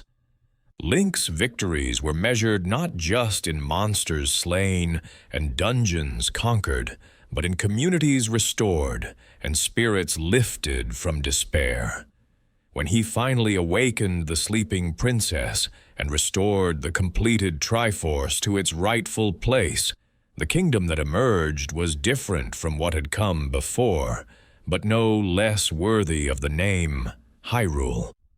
It was a place that had learned wisdom through suffering, strength through struggle, and hope through the simple act of refusing to surrender to darkness. And in the end, that was the true lesson of the fallen timeline. That even when heroes fail, even when darkness seems to triumph, the spirit of heroism itself cannot be destroyed. It may be diminished, it may be driven into hiding, but it will always return when the world needs it most, burning brighter for having been tested in the crucible of genuine adversity. The Master Sword returned to its pedestal once more, its blade gleaming with the memory of battles fought and victories won against impossible odds. And somewhere in the flowing streams of destiny, the eternal cycle continued its dance, always ready to begin again when courage called out for a champion. Now let us follow a different stream of time's river, one where hope flows clearer and the shadows are held at bay by wisdom, gained before darkness could take root. Feel yourself drifting gently into a timeline born from a single act of mercy, where the hero of time's return to childhood carried with it the precious gift of foreknowledge, allowing light to triumph before evil could fully bloom. Picture young Link as he awakened in the Temple of Time, no longer the battle-hardened adult who had faced Ganon's fury, But once again, the forest boy, with curious green eyes and a heart untouched by the weight of terrible experience. Yet within that youthful mind burned memories that did not belong to childhood, visions of a kingdom consumed by shadow, of friends transformed into sages through sacrifice, of a future that must never be allowed to come to pass. The Master Sword rested in its pedestal as if it had never been drawn, its surface reflecting the morning light that streamed through the temple's ancient windows. But Link could feel its presence like a sleeping giant, patient and powerful, waiting for the day when it might be needed again. For now, though, there were other weapons against darkness: knowledge, warning, and the simple courage to speak truth to power. Link's first destination was not a dungeon, filled with monsters or a quest for magical artifacts, but the throne room of Hyrule Castle, where King Darius ruled with the wisdom that had made the kingdom prosperous and strong. The young hero's tale seemed impossible to believe. A boy from the forest claiming knowledge of treachery not yet committed, speaking of a future where their trusted ally from the desert would reveal himself as the kingdom's greatest enemy. Yet something in Link's eyes, some quality of terrible certainty mixed with desperate hope, convinced the king that these warnings deserved investigation. Spies were dispatched to observe Ganondorf's activities more closely. Scholars were sent to research the ancient prophecies that spoke of heroes and demons, and the royal guard was quietly placed on alert for signs of the treachery that Link described. What they discovered confirmed the boy's warnings in ways that chilled even the most skeptical hearts. Ganondorf's public displays of loyalty masked a web of secret alliances and hidden preparations that could only be intended for conquest. Weapons were being smuggled into the kingdom under cover of trade goods. Key military positions were being infiltrated by Gerudo agents disguised as merchants and diplomats. Most damning of all, the Gerudo king had been conducting secret expeditions to map the location of the spiritual stones and study the ancient lore surrounding the Triforce. Armed with this evidence, King Darius moved swiftly to expose Ganondorf's treachery before it could reach fruition. The confrontation took place in the great hall of the castle, with the assembled nobles and foreign ambassadors serving as witnesses to what would become known as the Trial of the Desert King. Ganondorf, faced with proof of his crimes that he could not deny, chose to abandon all pretense of diplomacy. His mask of civilized restraint fell away like a discarded cloak, revealing the snarling face of ambition and hatred that had always lurked beneath. With a roar of rage that shook the very stones of the castle, he called upon dark magic to aid his escape, summoning creatures of shadow to cover his retreat as he fled back to the wastelands of his birth. But the Gerudo king's plans had been disrupted too early, his preparations incomplete, and his allies unprepared for this sudden exposure. The invasion he had spent years planning became instead a desperate flight through hostile territory, pursued by Hylian knights who knew every road and path between the castle and the desert border. The final confrontation came at the great bridge that spanned the chasm between Hyrule proper and the Gerudo homeland. Here, with nowhere left to run and his followers scattered by the relentless pursuit, Ganondorf made his last stand. The battle was fierce, but brief, for without the power of the Triforce to sustain him, the would-be conqueror was merely a skilled warrior facing the elite guardians of a kingdom that had been prepared for his treachery. When Ganondorf fell, struck down by Captain Weissen's blessed sword, the immediate threat to Hyrule was ended.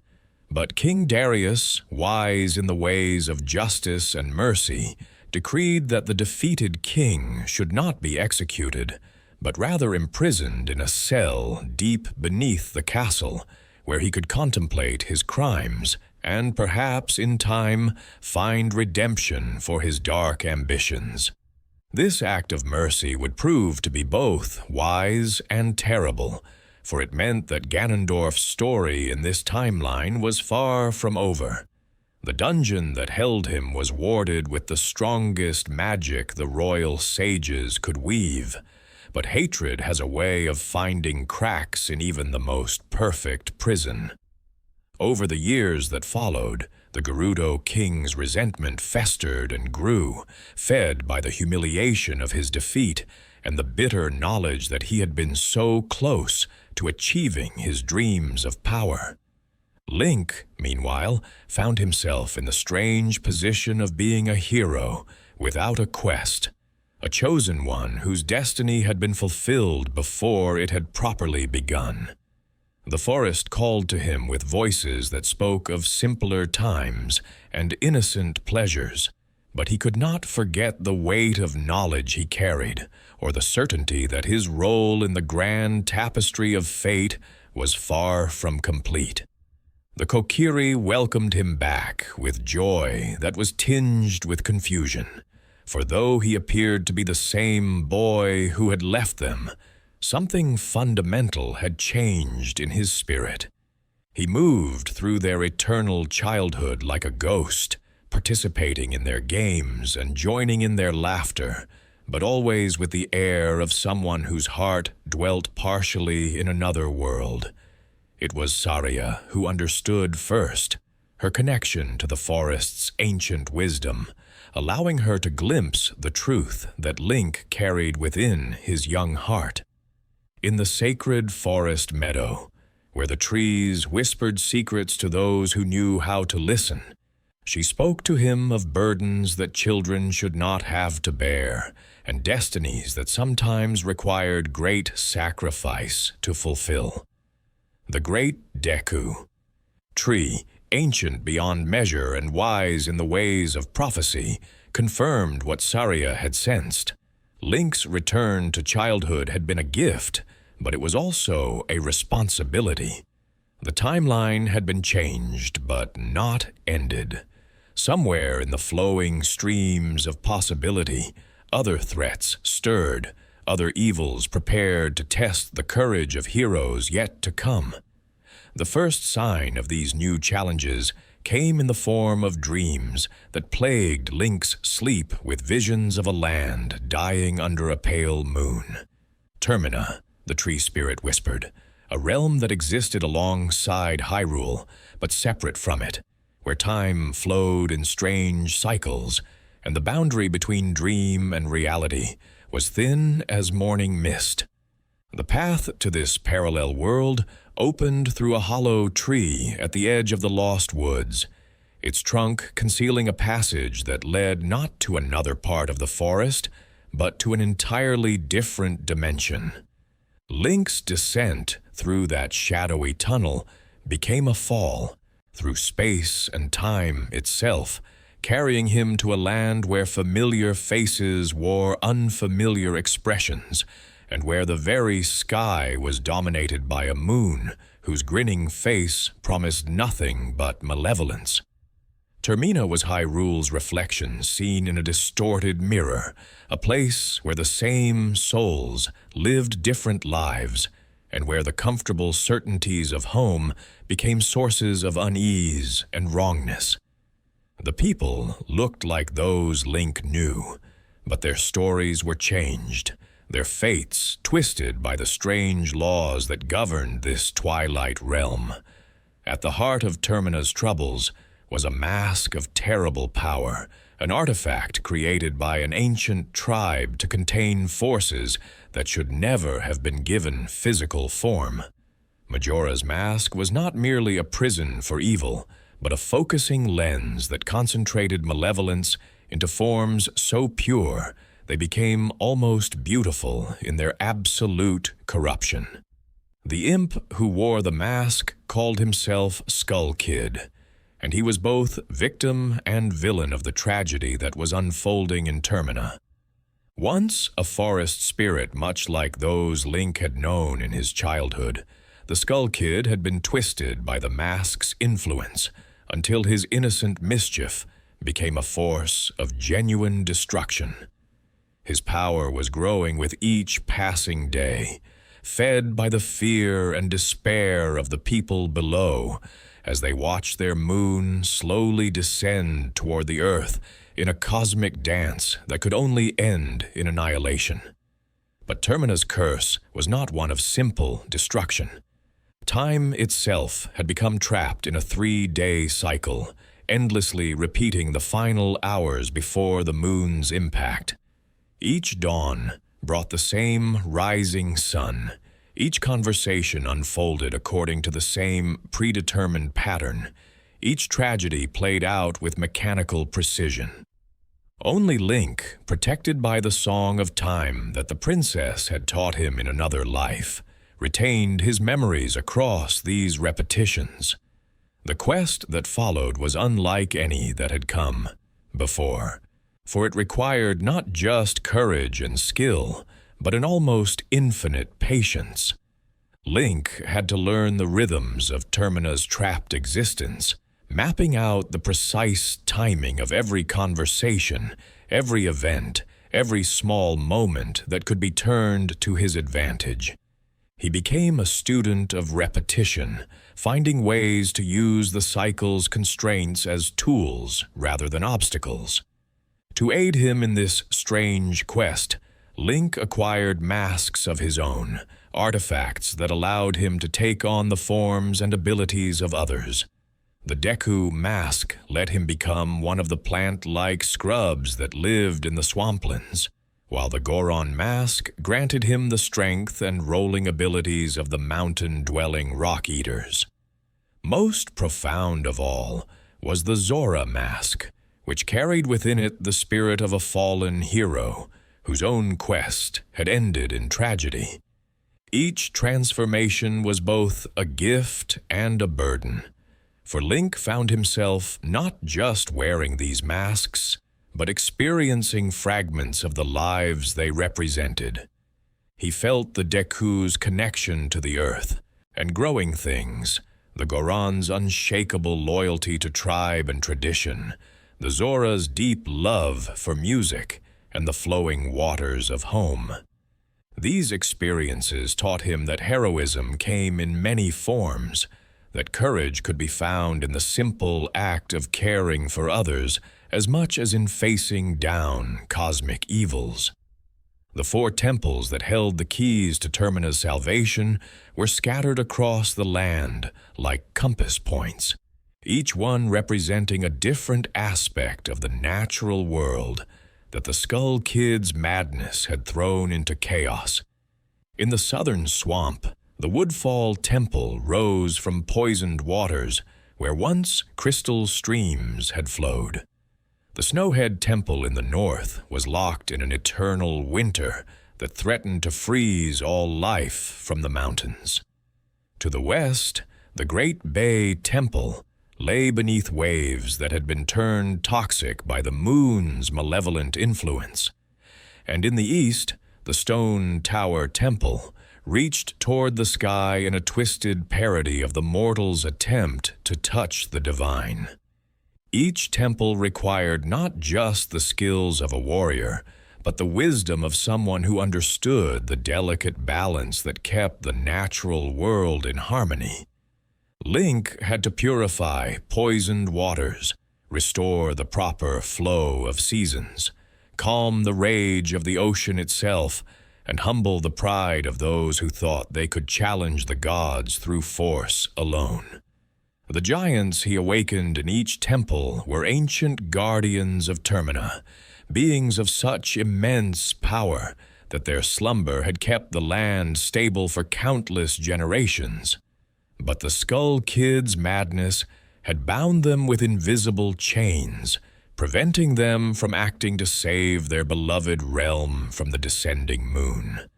As Link freed each giant, he felt the land itself beginning to stir with renewed hope. The final confrontation with Majora took place in a dimension that existed within the mask itself, a realm of pure nightmare, where the ancient evil had retreated when its physical anchor was finally destroyed. Here, Link faced not just the Skull Kid, but the true force that had been using him as a puppet, a being of such primal malevolence that it seemed to exist as the very concept of chaos given form. Majora was destruction for its own sake, the force that sought to unmake creation not for any grand purpose, but simply because it found joy in endings. Its power was vast, but ultimately hollow, lacking the sustaining force of genuine purpose that gave meaning to both good and evil. In the end, it was this emptiness that proved to be its weakness, for Link's courage was fueled by love for the people he sought to protect, while Majora's strength came only from its own infinite hunger. When the mask finally cracked and crumbled to dust, the 3-day cycle was broken at last. Time resumed its natural flow, the moon returned to its proper place in the sky, and the people of Termina awakened from their nightmare to find themselves free to live and love and hope once more. Link's return to Hyrule was a quiet affair, marked not by celebration or public recognition, but by the simple satisfaction of duty fulfilled. He had saved an entire world from destruction, but the knowledge of his deed would remain forever private, carried only in his own heart and in the grateful memories of friends who existed in a dimension most would never see. But the timeline's challenges were far from over.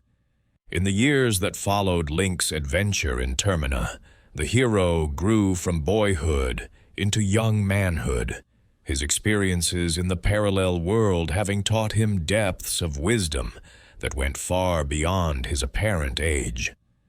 The kingdom of Hyrule prospered under King Darius's continued rule, but whispers began to reach the capital of strange disturbances in the borderlands, reports of shadows moving where no shadows should be, and of creatures that seemed to exist only partially in the physical world.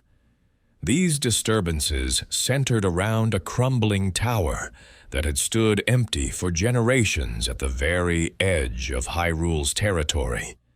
Once it had been a fortress of the ancient kingdom, but time and neglect had reduced it to a ruin that even the boldest adventurers avoided. Now, however, the Tower of Winds had begun to glow with an eerie light that could be seen for miles across the surrounding countryside. Investigation revealed that the tower had become a focal point for dimensional instability, a place where the barriers between worlds had grown thin enough for travelers to pass through with the aid of certain magical artifacts. Chief among these was the Four-Sword, a blade of ancient power that had the ability to split its wielder into multiple versions of himself, each one possessing the full strength and skill of the original. The threat that emerged from this dimensional weakness was both familiar and strange. It was Ganondorf, but not the Ganondorf who languished in the royal dungeons. This was the Gerudo king from another timeline, one where his conquest of Hyrule had been successful and his transformation into the Demon King, Ganon, had been complete.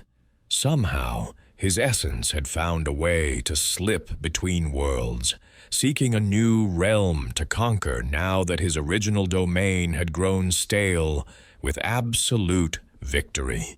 But this Ganon was different from the one Link remembered from his adult memories, changed by his journey between dimensions into something that was neither fully demon nor completely mortal. He had learned subtlety during his interdimensional wandering, discovered that conquest could be achieved through corruption as easily as through force. His new plan was not to destroy Hyrule, but to remake it in his own image, turning the kingdom's strength against itself until it became a willing tool of his ambition. The Four-Sword chose Link as its wielder, but the experience of being split into multiple versions of himself was disorienting and strange. Each of the four Links retained his memories and personality, but saw the world from a slightly different perspective, their individual strengths and weaknesses becoming more pronounced when they were separated from the whole. The adventure that followed required not just courage, but cooperation, as the four Links learned to work together despite their differences. Each one had to overcome the temptation to act independently, to remember that they were parts of a greater whole rather than separate individuals competing for glory. It was a lesson in humility as much as heroism, teaching Link that even he could benefit from seeing situations from multiple viewpoints. The final battle with this dimensional Ganon took place simultaneously across several different versions of Hyrule, with each of the four Links fighting in a realm that reflected a different aspect of the kingdom's possible futures. One fought in a Hyrule consumed by eternal winter, another in a realm where technology had advanced beyond all recognition, a third in a world where magic had been completely suppressed, and the fourth in a timeline where the very concept of heroism had been forgotten. Victory required not just defeating Ganon in each individual realm, but finding a way to seal the dimensional rifts that had allowed his essence to spread across multiple timelines. The Four Swords' power, when properly channeled, became a key that could lock the doors between worlds, ensuring that this particular evil could never again threaten the peaceful flow of time. When the adventure ended and the Four-Sword was returned to its sacred resting place, Link found himself alone once more, his consciousness reunited into a single being, but enriched by the experiences of his divided selves. He had learned that heroism was not just about individual achievement, but about the ability to work in harmony with others, even when those others were reflections of his own soul. The timeline that emerged from these trials was one where Hyrule had been tested and proven strong, where the bonds between its people had been forged in the fires of shared adversity and found to be unbreakable. It was a kingdom that had faced the darkness and chosen light, that had confronted chaos and imposed order, that had met despair with hope and found that hope was stronger. Link's final adventure in this timeline came when he was no longer young, when his hair had begun to show threads of silver, and his hands bore the calluses of a lifetime spent wielding legendary blades. The quest began with a simple desire to pass on his knowledge to the next generation, to find a worthy successor who could carry on the tradition of heroism when his own time was past. But what he discovered was that the role of teacher was just as important as that of hero, that the wisdom gained through adventure was meaningless unless it could be shared with others.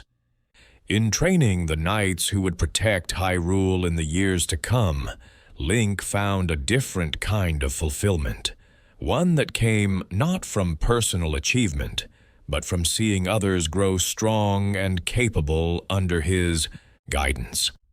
When the hero of time finally laid down his sword for the last time, it was not in defeat or despair, but in the quiet satisfaction of a life well lived and a duty faithfully fulfilled. The kingdom he left behind was stronger than the one he had helped to save, its people wiser, its traditions more deeply rooted, its future more secure. And in the flowing streams of destiny, the eternal cycle continued its dance, ready to begin. Again, whenever courage called out for a champion, and wisdom needed a voice to speak its truths to a world that sometimes forgot the importance of hope. Let us drift now into a timeline born from abandonment, where the adult world that the hero of time had saved continued without its destined protector. Feel yourself floating gently toward an era where the people of Hyrule faced their greatest trial alone, where divine intervention would reshape the very foundations of their world in ways both terrible and beautiful. Picture Hyrule as it existed in the wake of Ganon's defeat, a kingdom slowly healing from 7 years of shadow and despair. The sages had sealed the demon king away, the princess had reclaimed her throne, and peace had returned to the land like morning light after the longest night. But there was an emptiness at the heart of this restoration, a void left by the hero, of time's return to his childhood that few could name, but all could feel. The Master Sword rested once more in its pedestal within the Temple of Time, but it seemed somehow diminished, as though the blade itself mourned the absence of its chosen wielder. The very stones of the temple whispered with memories of courage that had walked these halls, of a green-clad hero whose deeds had saved the world, but whose presence was now only an echo in the flowing streams of time. In the years that followed, Hyrule prospered under Princess Zelda's wise rule, but the people lived with an unspoken awareness that their salvation had been temporary, that evil would inevitably return as it always had throughout their history. The ancient prophecies spoke of an eternal cycle of heroism, of a chosen one who would appear whenever darkness threatened to overwhelm the light. But what would happen, they wondered in their quieter moments, if the hero failed to appear when he was needed most? The answer to that question came generations later, when the seals that contained Ganon began to weaken and crack like old mortar exposed to wind and rain. The Demon King had not been idle during his imprisonment, his hatred growing stronger with each passing year until it became a force that could corrode even the most powerful magical barriers. Slowly, inexorably, his influence began to seep back into the world above. The signs were subtle at first, crops failing without apparent cause, strange dreams plaguing the sleep of sensitive souls, reports of monsters appearing in regions that had been peaceful for decades. The sages, who still maintained their ancient vigil, recognized these portents for what they were, but their powers had diminished since the Great Sealing, their numbers reduced by age and the simple passage of time. When Ganon finally broke free from his dimensional prison, his return was heralded not by armies of demons or dramatic proclamations of conquest, but by a silence that seemed to swallow all hope. The very air grew thick with malevolence, and the sky took on the color of old blood as the Demon King's presence once again cast its shadow across the land. The people of Hyrule looked to the heavens, expecting to see their prophesied hero descend from the clouds or emerge from the sacred grove. They watched the roads for a young man in green carrying an ancient sword, listened for the songs that would announce the coming of their salvation. But the roads remained empty, the songs unsung, and the silence stretched on like a held breath that would never be released.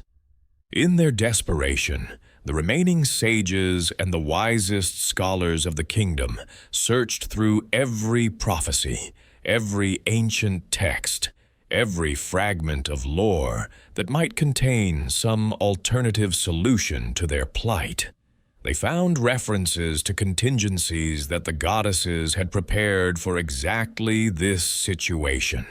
Fail-safes built into the very structure of creation itself for times when the normal order could not be maintained. The solution, they discovered, was both elegant and terrible in its finality.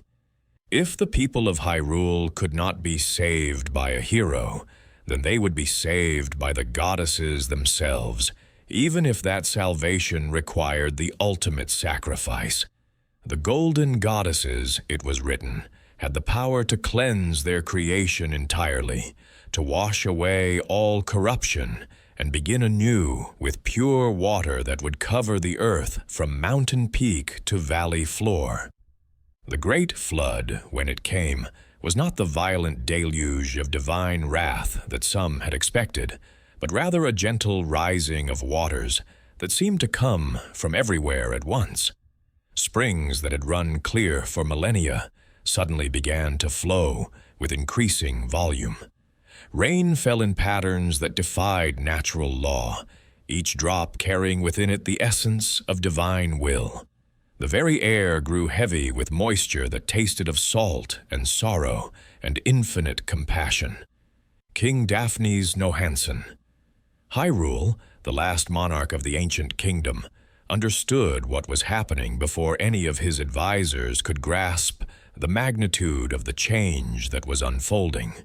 In his final act as ruler of the land his ancestors had built, he used an ancient magic to preserve what could be preserved, sealing away the essence of Hyrule itself so that it might survive beneath the waters until the time came for its resurrection.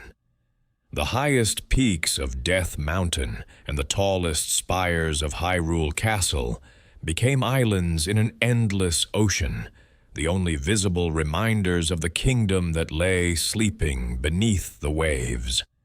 The people who survived the flood did so by clinging to these islands or by finding refuge on the floating platforms and sailing vessels that had become their new homes. Their old lives had been washed away as completely as if they had never existed, leaving them to begin again as children of the sea. Generations passed in this new world of endless ocean, the survivors gradually adapting to lives spent entirely on water or on small islands that rose like dreams from the blue depths. They became a maritime people, their culture shaped by the rhythm of tides and the endless horizon that surrounded them on all sides. The children born after the flood knew only this watery world, though their elders still told stories of the green kingdom that slept beneath their boats. The ocean was not empty of wonders or dangers. Great sea creatures moved through its depths, some benevolent, and others hostile to the small communities of humans who had learned to live on its surface. Islands appeared and disappeared according to mysterious currents, some hosting ancient ruins that spoke of civilizations even older than Hyrule, others bearing treasures or terrors that had been hidden since the world was young. But the most significant change brought by the flood was spiritual rather than physical. The cleansing waters had not just transformed the geography of the world, but had also purified the very essence of good and evil that flowed through creation. Ganon's power had been greatly diminished by the divine deluge.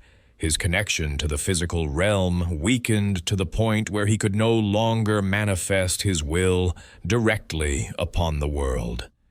This dilution of evil's influence created a space for new kinds of heroism to emerge, different from the legendary chosen ones of the ancient world, but no less vital to the survival of hope in dark times.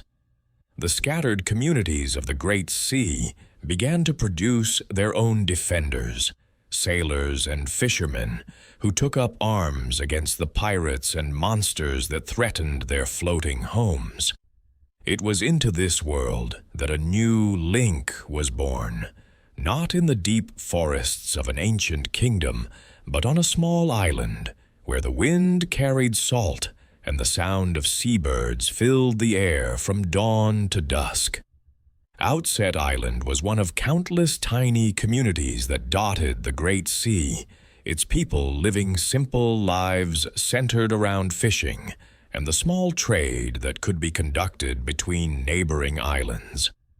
This Link grew up knowing nothing of grand destinies or legendary swords, his childhood filled instead with the practical education of a seafaring people.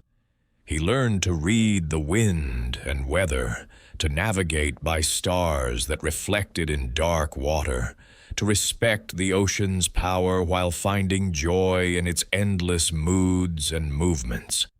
His greatest ambition was to become a skilled sailor like his grandfather, to explore the far reaches of the Great Sea and perhaps find new islands where his people could establish trading posts.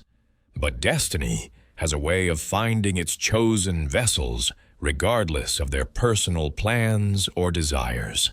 On the day of Link's coming-of-age ceremony, when tradition dictated that he should receive the green clothes worn by the legendary hero of ancient times, his peaceful island home was shattered by an attack from the most feared pirates of the Great Sea. The Helmarok King, a gigantic bird that served the mysterious Forsaken Fortress, descended from the sky like a living storm cloud. Its talons were sharp enough to tear through stone, its wings broad enough to blot out the sun, and its eyes burned with an intelligence that was neither animal nor human, but something far more sinister. The great bird's target was not Link, but his sister Hyrule, a young girl whose pure spirit and innocent wisdom had marked her for attention from forces that dwelt in the darker corners of the flooded world. As the Helmarok King carried her away toward the distant fortress, where the Forsaken Fortress rose from the waves like a monument to despair, Link felt something awaken within his heart that he had never experienced before. It was not anger, though fury certainly burned within him at the sight of his sister's terror. It was not fear, though the odds against him were overwhelming to the point of absurdity. It was something deeper and more fundamental than either of these emotions.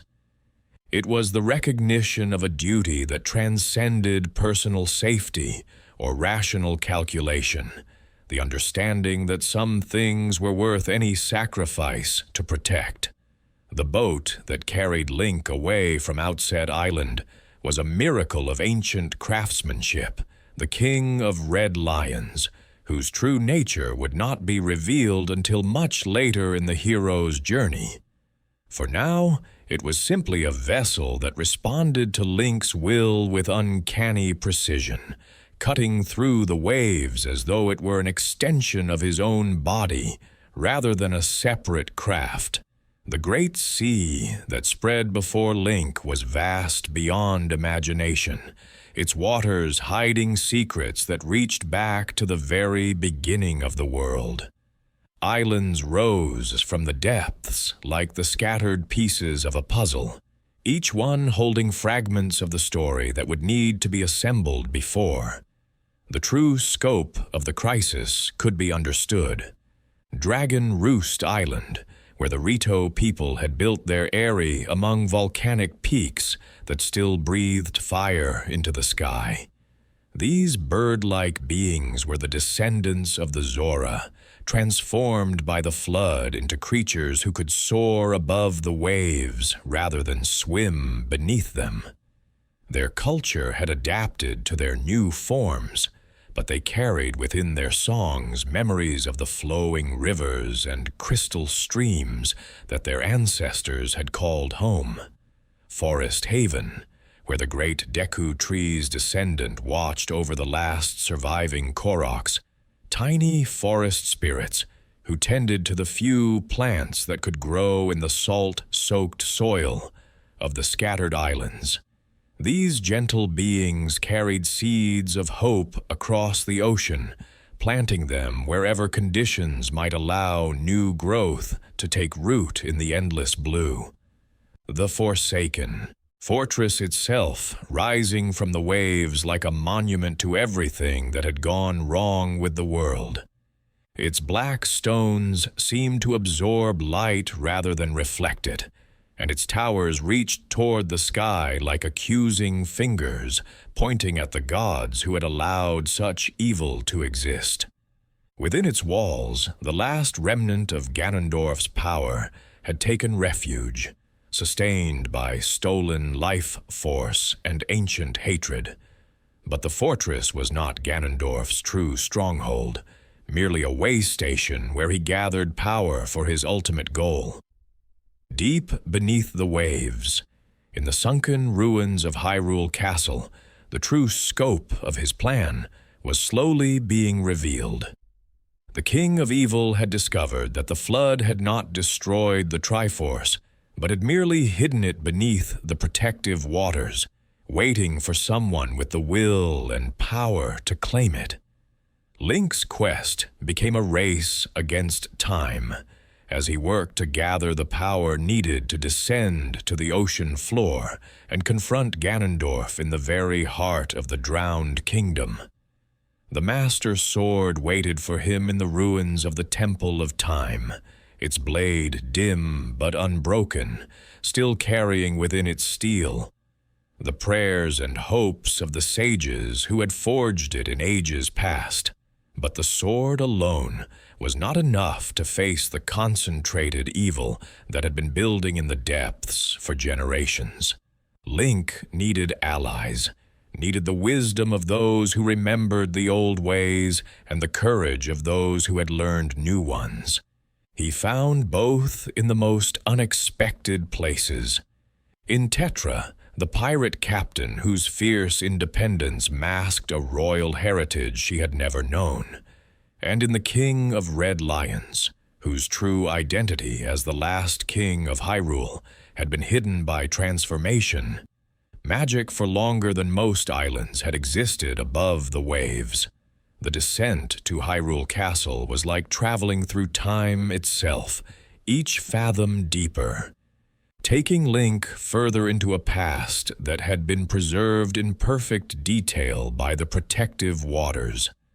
The castle, he found, was exactly as it had been on the day of the flood, its halls still echoing with the footsteps of courtiers who had died centuries ago, its treasures untouched by the passage of time.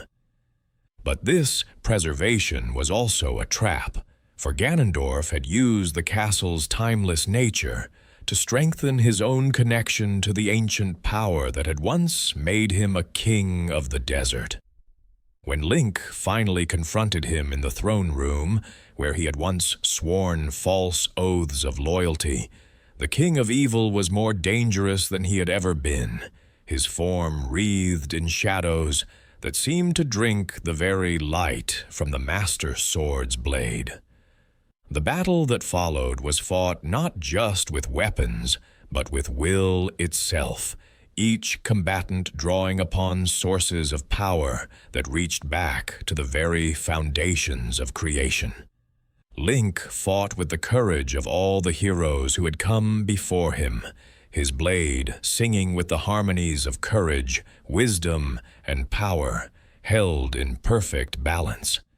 Ganondorf countered with the accumulated hatred of centuries, his magic fueled by the bitter knowledge that he had been denied his ultimate victory by forces beyond his control.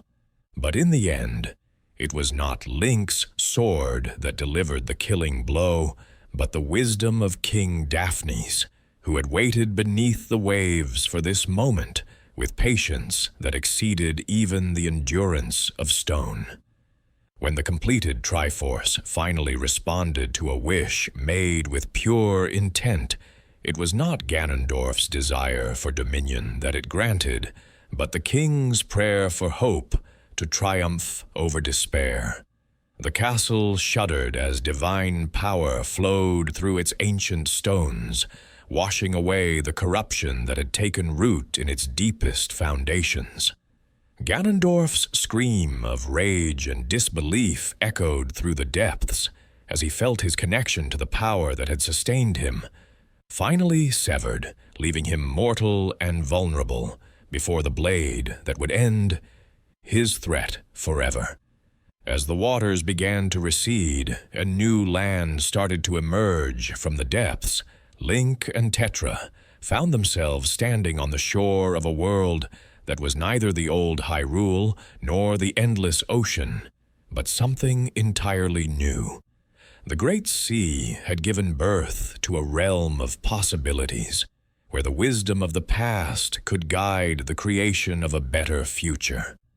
The kingdom they founded was different from what had come before, shaped by the lessons learned during the long years of exile on the waters. It was a realm where no single power could ever again threaten the freedom of all, where the strength came not from ancient magic or divine mandate, but from the bonds between people who had chosen to stand together against whatever darkness might come. And in the flowing streams of destiny, new legends began to take shape, stories of heroes who had learned to find courage not in legendary swords or prophetic destinies, but in the simple determination to protect what they loved, no matter the cost.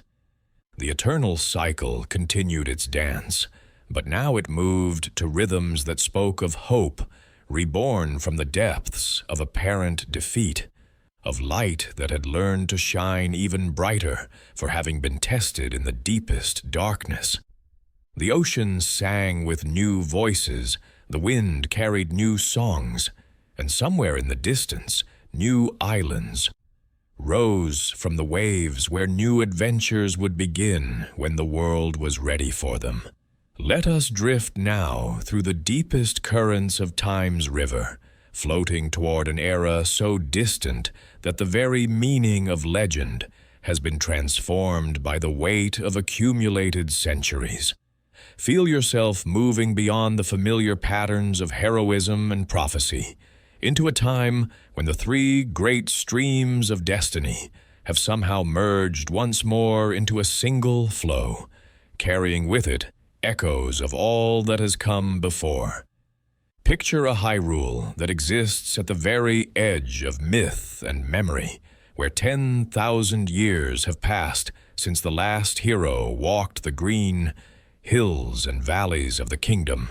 This is a span of time so vast that mountains have worn down to gentle slopes, that rivers have carved entirely new paths through the landscape, that the very stars in the sky have shifted their eternal dance to accommodate the turning of cosmic ages. In this distant future, the kingdom of Hyrule has evolved into something unprecedented in its long and storied history. The people have learned to harness forces that their ancestors could barely comprehend, creating technologies that blur the line between magic and science until the distinction becomes meaningless. Ancient knowledge has been rediscovered and refined, combined with innovations born from necessity and shaped by wisdom, earned through countless trials. The Sheikah, those mysterious guardians who had served the royal family since time immemorial, had reached the pinnacle of their arts and sciences. Their understanding of the world's fundamental forces had grown so sophisticated that they could create machines that seemed to think and feel, constructs that moved with purpose and intelligence, while drawing their power from the very essence of the earth itself. These were not crude automatons of gears and springs, but elegant fusion of technology and magic that responded to their creator's will with an almost living grace. Guardians stalked across the landscape on legs like mechanical spiders, their single eyes glowing with a blue radiance that spoke of wisdom, made manifest in metal and crystal. Divine beasts moved through the sky and across the land like titanic animals, their forms designed to inspire awe and respect rather than fear. The royal family had grown in wisdom as well as power, their bloodline strengthened by generations of intermarriage with the other races that called Hyrule home. The princess who ruled in this distant age carried within her veins the accumulated heritage of Hylians and Zora, of Gorons and Gerudo, of every people who had ever pledged their loyalty to the crown. Her name was Zelda, as it had always been, but she was different from her predecessors in ways both subtle and profound. This Zelda was a scholar as well as a ruler, her mind equally at home with ancient prophecies and cutting-edge research. She spent her days in laboratories where Sheikah scientists worked to unlock the deepest secrets of creation, her nights in libraries where the accumulated wisdom of ages waited to be rediscovered. Yet for all her learning and all her power, she could not escape the growing certainty that something terrible was approaching from the depths of time itself. The signs were subtle at first, disturbances in the flow of magical energy that even the most sensitive instruments could barely detect. Ancient seals that had held firm for millennia began to show hairline cracks, so small that they might have been dismissed as normal wear, if not for the regular pattern of their appearance.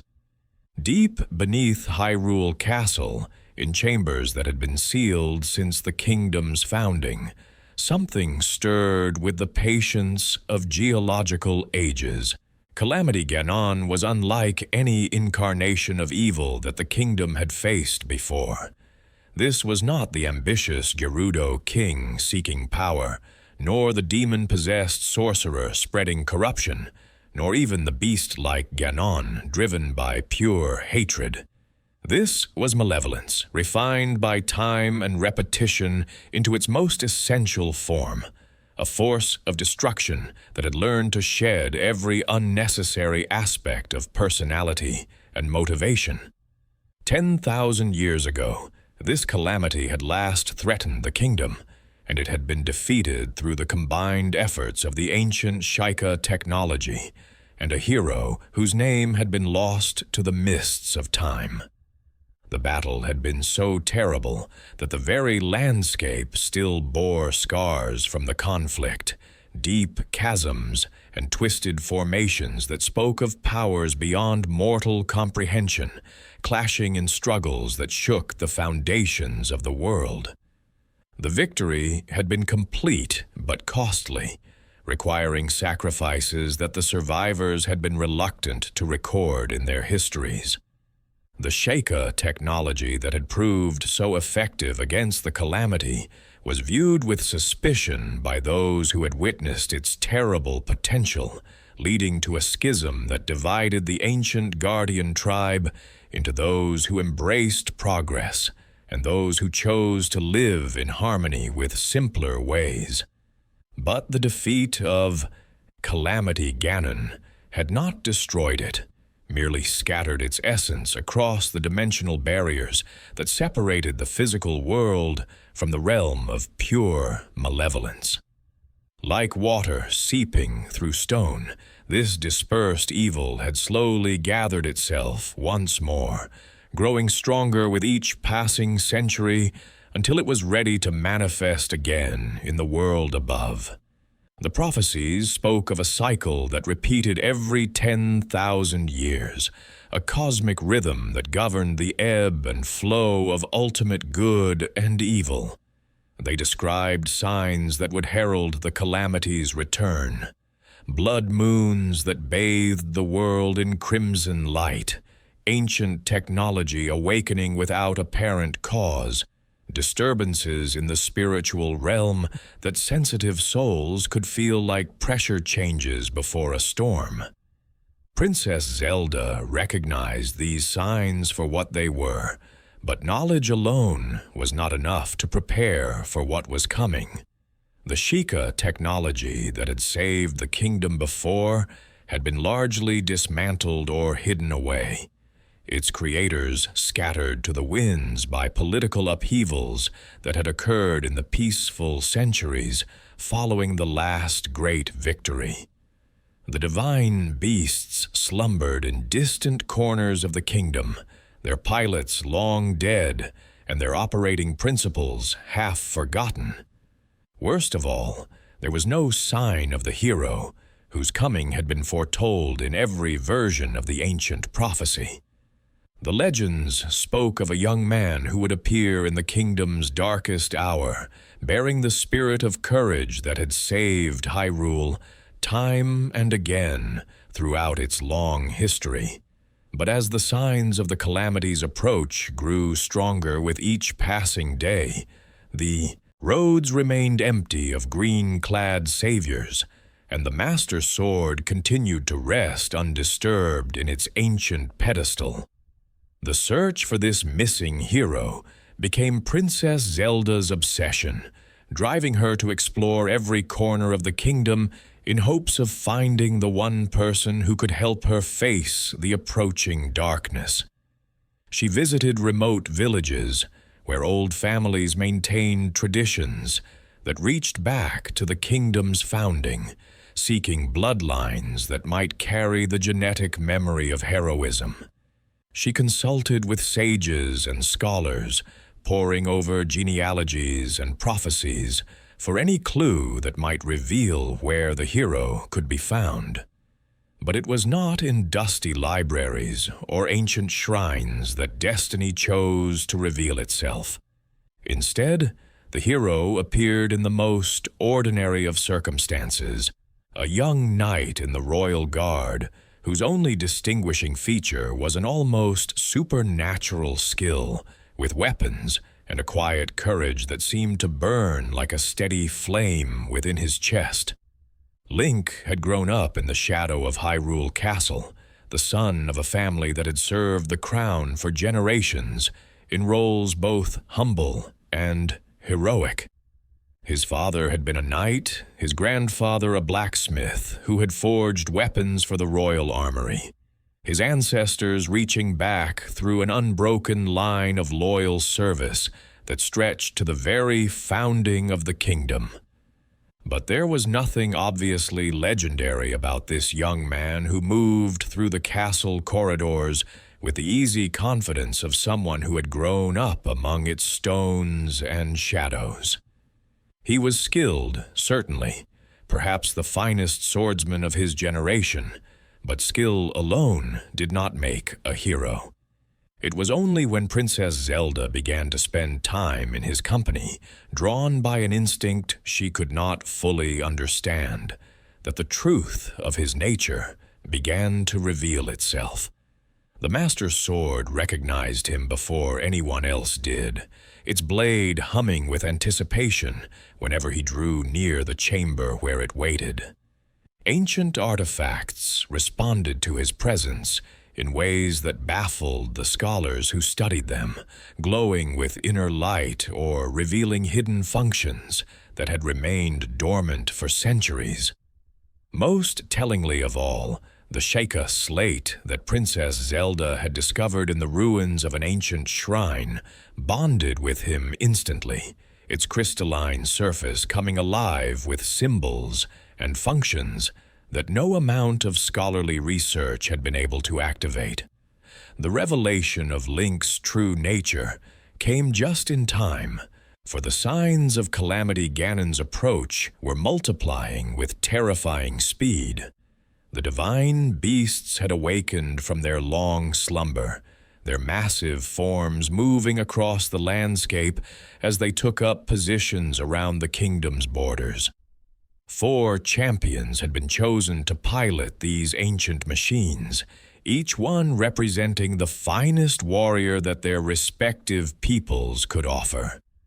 Mifa of the Zora was a healer, whose touch could mend wounds that should have been mortal, her grace in combat, matched only by her gentle compassion for all living things.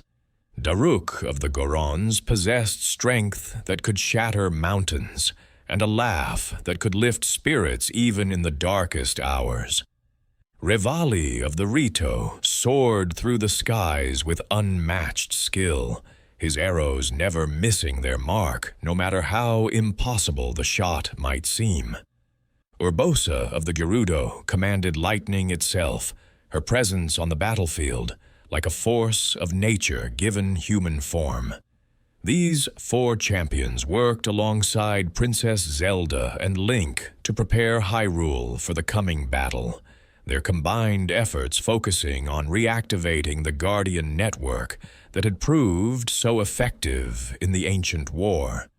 Thousands of these mechanical sentinels emerged from underground storage facilities, their blue lights forming constellations across the kingdom as they took up defensive positions around key locations.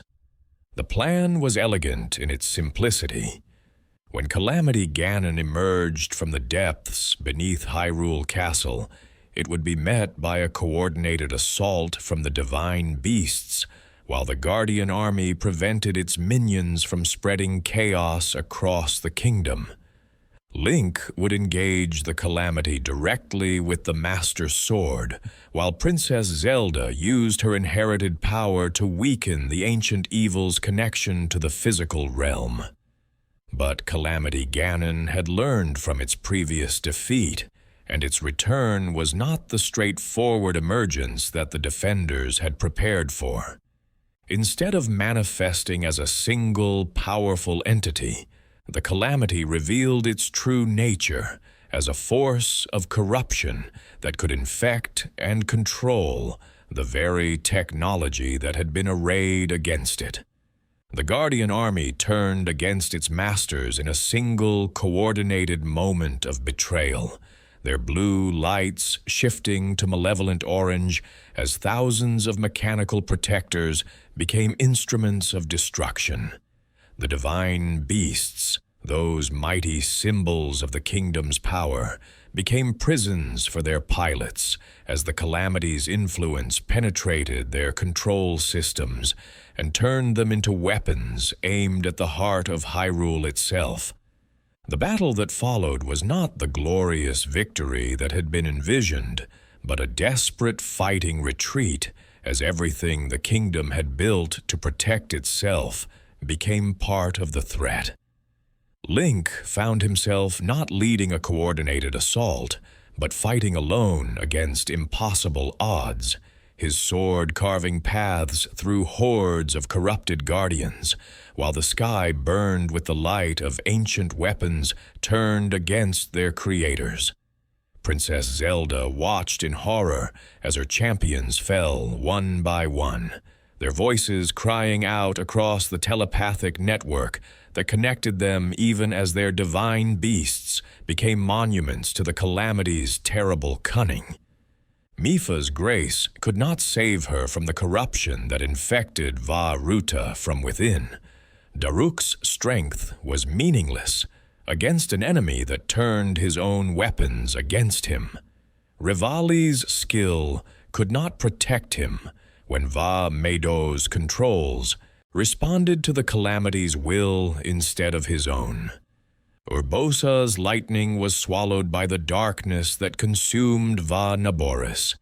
In the end, it was Link's sacrifice that saved the kingdom from complete destruction, his body broken by guardian beams as he fought to protect Princess Zelda, long enough for her to awaken the power that slumbered in her bloodline. The light that blazed from her hands as her abilities finally manifested was pure and cleansing, washing across the battlefield like dawn breaking over a world that had forgotten the meaning of hope. But even this divine intervention was not enough to destroy Calamity Ganon completely. The ancient evil was too deeply rooted, too fundamentally a part of the cosmic order to be eliminated by any single act of power. All that Princess Zelda could do was contain it, locking both herself and the Calamity in an eternal struggle within the ruins of Hyrule Castle, while the kingdom slowly healed from the wounds of that terrible day. Link's broken form was carried to the Shrine of Resurrection, an ancient Sheikah facility designed to heal injuries beyond the reach of normal medicine. There, suspended in healing waters charged with the accumulated life force of the earth itself, he began a slumber that would last for 100 years, while his body slowly mended and his spirit gathered strength for the trials that awaited. The Hyrule that existed during this century of absence was a shadow of its former glory, its people scattered and afraid, its great cities reduced to ruins, haunted by the corrupted guardians that still patrolled the landscape with mechanical patience. The divine beasts stood like monuments to fallen heroes, their presence a constant reminder of how quickly triumph could turn to tragedy. Yet even in this darkened world, hope persisted in forms both small and profound. The people who survived learned to live in harmony with the changed landscape, building new communities in places where the corruption could not reach. The Koroks emerged from their forest hiding places to tend seeds of life in soil poisoned by ancient evil. The various races of Hyrule maintained their traditions and their courage, passing down stories of better days and keeping alive the belief that those days would come again. When Link finally awakened from his healing sleep, his memories scattered like leaves in an autumn wind, he found himself in a world that was simultaneously familiar and strange. The great plateau where he began his new journey was recognizable as the site of ancient temples and shrines, but it had been transformed by a century of neglect into something wild and untamed. The voice that guided him through those first uncertain steps belonged to Princess Zelda, speaking to him across the dimensional barriers that separated her prison from the physical world. Her words carried the accumulated wisdom of 100 years, spent in direct contact with forces beyond mortal comprehension, but they also bore the weight of grief for all that had been lost and hope for all that might yet be saved. Link's quest to reclaim his memories and gather the strength needed to face Calamity Ganon became a journey of rediscovery, both of his own identity and of the kingdom he had sworn to protect. Each shrine he completed restored fragments of his abilities. Each recovered memory shed light on the tragedy that had befallen his friends and allies. The divine beasts that had once been symbols of hope became puzzles to be solved and prisoners to be freed, their internal mechanisms corrupted by a century of malevolent influence, but not beyond redemption. As Link restored each massive construct to its proper function, he felt the spirits of the fallen champions stirring within their mechanical shells, their essence preserved by the same divine power that had sustained Princess Zelda through her long vigil. The final approach to Hyrule Castle was like walking through a graveyard of dreams, each ruined building and twisted guardian a testament to the price of overconfidence and the danger of relying too heavily on power without wisdom. But it was also a journey toward redemption, a chance to transform failure into victory through lessons learned in the crucible of genuine defeat. The Calamity Ganon that Link faced in the ruins of the throne room was different from any incarnation of evil that had come before, its form a writhing mass of malice and corrupted technology that seemed to exist partially outside the normal laws of physics. This was hatred refined by time and repetition into its purest essence, a force of destruction that had learned to adapt and evolve with each cycle of its manifestation. But Link was different too, his spirit tempered by loss and strengthened by the knowledge of what failure truly meant. The Master Sword in his hands blazed with light that had been purified in the depths of genuine sacrifice, its edge keen enough to cut through the barriers between what was and what should be. The battle that followed was not just a clash of weapons, but a contest between different visions of what the world should become. Calamity Ganon fought to drag everything down into the darkness that had sustained it for so long, while Link struggled to lift both himself and his enemy toward the light that Princess Zelda had maintained through a century of unimaginable struggle. When the calamity finally fell, its essence dispersing like smoke on a cleansing wind, the silence that followed was deeper and more profound than any that had come before. For the first time in the recorded history of Hyrule, the cycle of eternal conflict had been broken, not through sealing or banishment, but through complete victory. The ancient evil finally purged from the world by the combined strength of courage, wisdom, and power, working in perfect harmony. Princess Zelda's emergence from Hyrule Castle was like watching the dawn of a new age, her form radiant with the accumulated divine power of her century-long vigil, but her eyes warm with the very human joy of freedom, finally achieved. The kingdom that stretched before them was wounded but not broken, changed but not destroyed, ready for the work of rebuilding to begin. And in the flowing streams of destiny, new patterns began to take shape, stories that spoke not of eternal cycles, but of genuine progress, of a world that had finally learned to break free from the chains of its own tragic history and step forward into a future bright with unlimited possibility. Let us drift now beyond the boundaries of what seemed possible, floating toward a time when even the concept of endings must be questioned.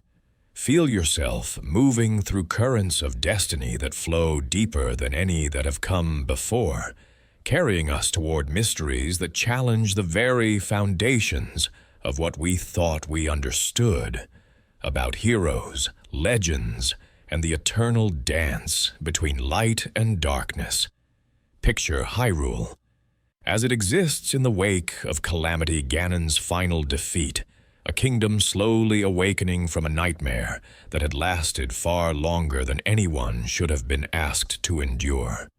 The land itself seems to breathe more easily now, the corruption that had poisoned soil and stream for a century, gradually giving way to new growth that springs from earth purified by Princess Zelda's sacrifice and Link's unwavering courage.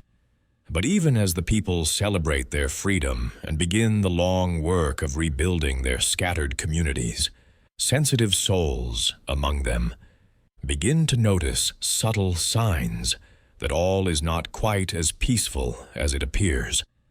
Deep beneath the ruins of Hyrule Castle, in chambers that had been sealed since the kingdom's very founding, something stirs with a patience that makes the previous calamity's 10,000-year cycle seem hasty by comparison. The discovery comes by accident, as so many world-changing revelations do. Princess Zelda, now free to pursue her scholarly interests without the constant pressure of impending doom, has been conducting archaeological expeditions in the deepest levels of the castle's foundations. Her goal is simple preservation of knowledge, an attempt to recover the historical records that were lost during the century of Calamity Ganon's influence. What she finds instead defies every assumption about Hyrule's origins that scholars have held for millennia. Beneath layers of Sheikah technology and Hylian stonework, deeper than any previous expedition had ever ventured, lie the remnants of a civilization that predates the kingdom itself by eons beyond counting. These are the ruins of the Zonai, a people whose mastery of forces, both magical and technological, makes even the most advanced Sheikah innovations seem primitive by comparison.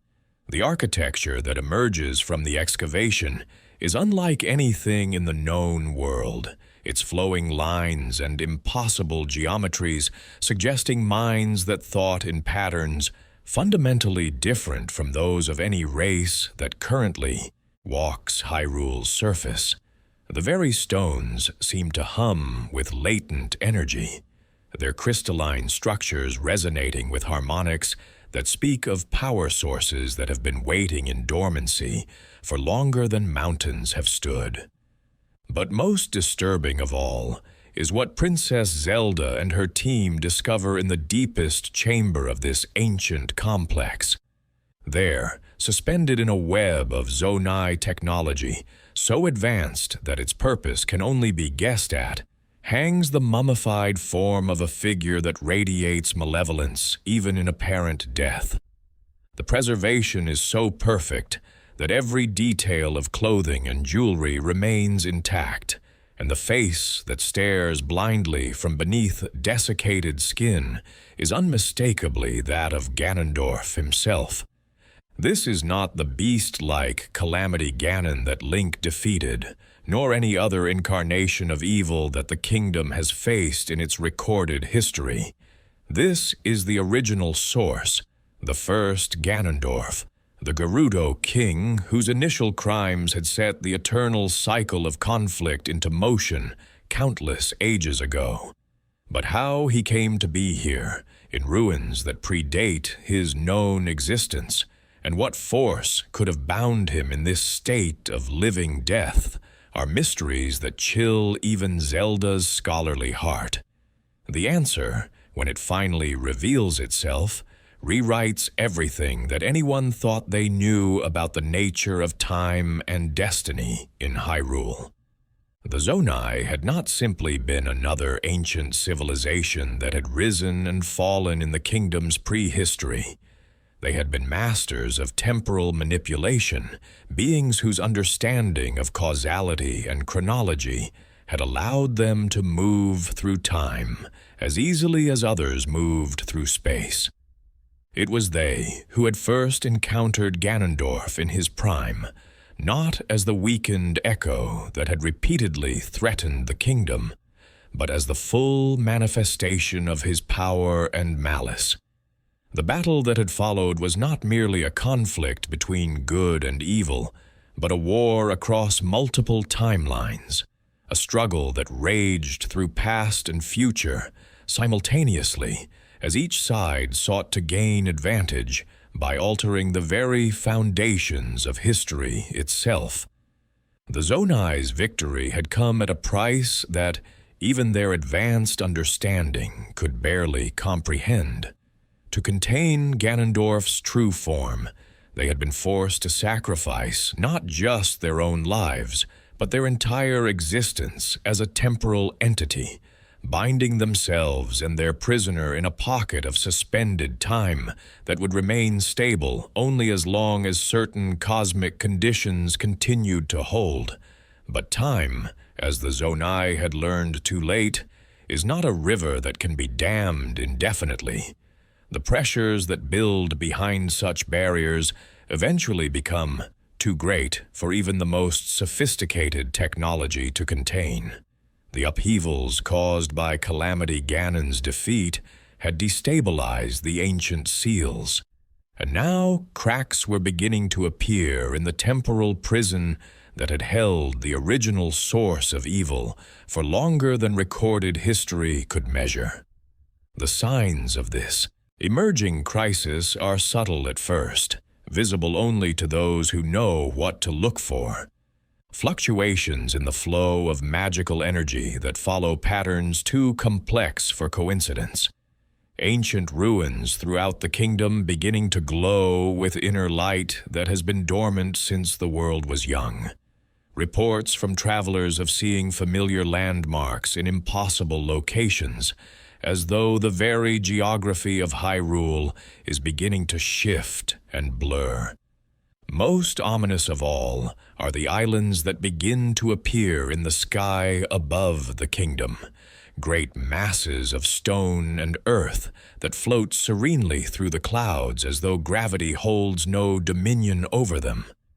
These are not new creations, but fragments of the ancient past, pieces of the world, as it existed in the Zonai's time, that are beginning to bleed through into the present as the barriers between different temporal states weaken. Link feels the approaching crisis in ways that go beyond mere observation. The Master Sword grows restless in its scabbard, its blade humming with energies that speak of challenges unlike any he has faced before. His right arm, which had been injured during the exploration of the Zonai ruins, begins to manifest strange symptoms that no healer can explain or treat. The transformation, when it finally occurs, is both terrible and wonderful to behold. Link's flesh becomes something that is neither fully organic nor entirely mechanical, but a fusion of living tissue and Zonai technology that responds to his will in ways that seem to defy the fundamental laws of existence.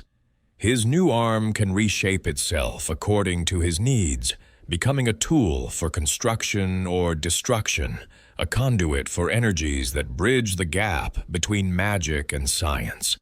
But this gift comes with a price that only gradually becomes apparent.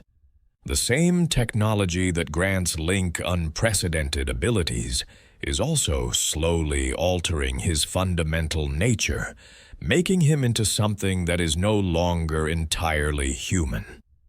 With each use of his new powers, he becomes more attuned to the temporal currents that flow through all existence, but correspondingly less connected to the physical world that he has sworn to protect. Princess Zelda's own transformation is even more dramatic and troubling. Her scholarly investigations into the Zonai ruins have awakened abilities that had lain dormant in her bloodline for generations beyond counting. She begins to experience visions that show her not just possible futures, but multiple timelines existing simultaneously, each one slightly different from the others, but all connected by threads of causality that stretch across impossible distances. These visions reveal the true scope of the crisis that Hyrule faces. Ganondorf's awakening will not simply threaten the kingdom as it exists now, but will send ripples of destruction backward and forward through time itself. Every victory that heroes have won, every sacrifice that has preserved the light, every moment of peace and joy that the people have known, all of it will be unraveled if the original source of evil manages to break free from his ancient prison. The solution that the visions reveal is both elegant and heartbreaking in its implications. To prevent this temporal catastrophe, Princess Zelda must use her awakened abilities to travel back to the very beginning of the crisis, to the moment when the Zonai first encountered Ganondorf and made their desperate decision to bind him outside of normal time.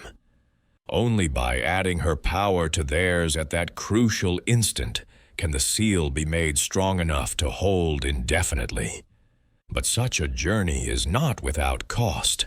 To travel so far into the past and remain there long enough to complete the task will require Princess Zelda to sever her connections to her own time entirely. She will become like the Zonai themselves, a temporal refugee existing in a moment that is no longer properly part of the timeline, forever separated from the people and the era that she loves. Link's quest in this strangest of all adventures becomes a race against the dissolution of causality itself. As Princess Zelda's presence fades from the timeline, reality begins to shift and blur around him. The Sky Islands that had seemed merely mysterious now reveal themselves as staging grounds for an invasion from the past, populated by constructs and creatures that follow orders given by a Ganondorf, who has not yet learned the limitations that centuries of defeat have taught him. The battles that Link fights across these floating battlefields are unlike any that have come before, for his enemies exist partially outside of normal time and can attack from angles that should be impossible in three-dimensional space. His fusion with Zonai technology becomes not just an advantage, but a necessity, allowing him to perceive and interact with threats that would be invisible to normal senses. But the greatest challenge he faces is not physical, but emotional. With each passing day, he can feel Princess Zelda's presence growing fainter as she moves deeper into the past.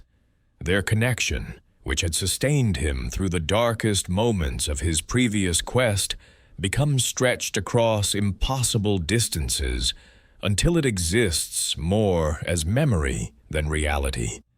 The constructs he encounters in the ruins scattered across Hyrule's surface and sky become his allies in this struggle, their Zonai programming. Recognizing him as someone who has been touched by their ancient technology. These mechanical beings possess knowledge that spans the eons, their memory banks containing not just technical information, but fragments of wisdom from the race that created them. Through their guidance, Link learns to master abilities that go far beyond mere combat skills. He develops the power to fuse objects and creatures in ways that create entirely new forms of existence, to manipulate the flow of time on a local scale, to build vehicles and structures that respond to his thoughts as readily as to his hands. Most importantly, he learns to see the connections that bind all things together, the invisible threads of causality that link every action to its consequences across the vast expanse of space and time. The deeper Link ventures into the mystery of the Zonai and their eternal war with Ganondorf, the more he begins to understand the true nature of the cycle that has defined Hyrule's history for so long. The repeated incarnations of hero, princess, and villain have not been random events or even divine decree, but the natural result of temporal interference that has created standing waves in the flow of time itself. Each repetition of the cycle has been an attempt by the universe to resolve the paradox created when the Zonai pulled Ganondorf out of his proper place in history. Like water flowing around a stone in a stream, time has created eddies and currents that generate the same patterns over and over again, each iteration slightly different, but fundamentally following the same underlying structure. The only way to break this cycle permanently is to address its root cause, to somehow resolve the temporal paradox that created it in the first place. This means that Link's ultimate quest is not simply to defeat another incarnation of evil, but to heal a wound in time itself that has been bleeding for longer than anyone can remember. The final confrontation takes place simultaneously in multiple time periods, with Link battling Ganondorf's present manifestation, while Princess Zelda faces the original source in the distant past. The connection between these two battles transcends normal causality. each victory feeding into the other in ways that create cascading effects across the entire timeline. When Ganondorf finally falls, his defeat is different from any that has come before. Rather than being sealed away or banished to another realm, he is simply unmade. The temporal knot that had sustained his existence across the ages unravels, taking with it not just his current form, but every echo and reflection that had ever threatened the kingdom. But victory comes with a price that had been foreseeable from the beginning. Princess Zelda's sacrifice has saved not just Hyrule, but the entire timeline.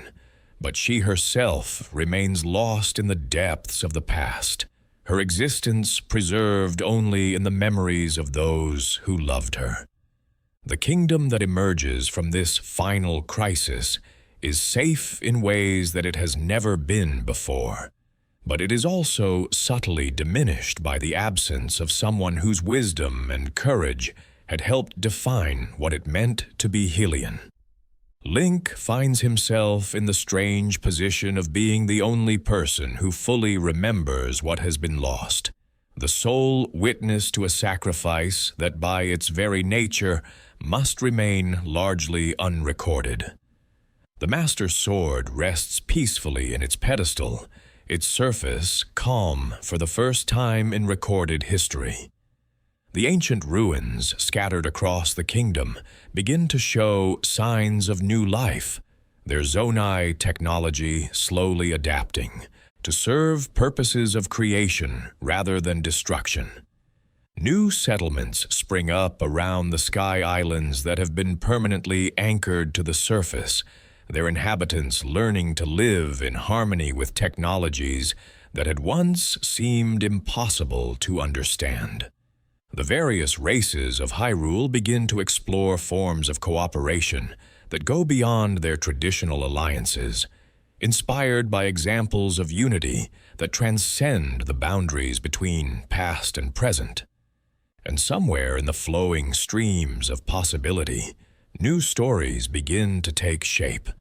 Tales of heroes who have learned that the greatest victories are not always those that can be celebrated, that the most important sacrifices are often those that remain unseen.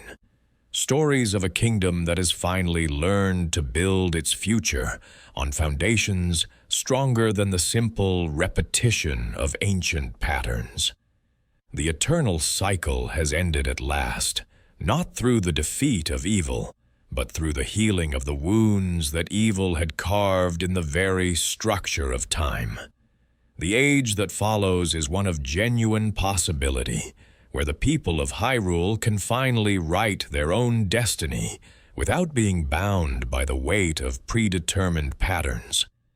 In the quiet moments between one adventure and the next, Link sometimes feels a presence that reminds him of Princess Zelda's wisdom and courage. Whether this is memory or something more profound, he cannot say. But it brings him comfort to know that even in the depths of the past, her light continues to shine, guiding the kingdom toward a future that she helped make possible, even though she cannot be there to see it unfold. The legends that will be told of this final adventure will speak of courage that transcended time itself, of love strong enough to sacrifice everything for the sake of others, of hope that persisted even when the very foundations of existence seemed to be crumbling. And in the end, perhaps that is what legends are truly for, not to record what happened, but to preserve the memory of what is possible when ordinary people choose to become something extraordinary. And so we come at last to the end of our journey through the vast tapestry of time, floating gently back from the depths of legend toward the peaceful shore of your own dreams. Feel yourself rising slowly through the layers of story and myth, carrying with you the warmth of countless adventures shared and the quiet satisfaction of witnessing courage triumph over darkness in all its myriad forms.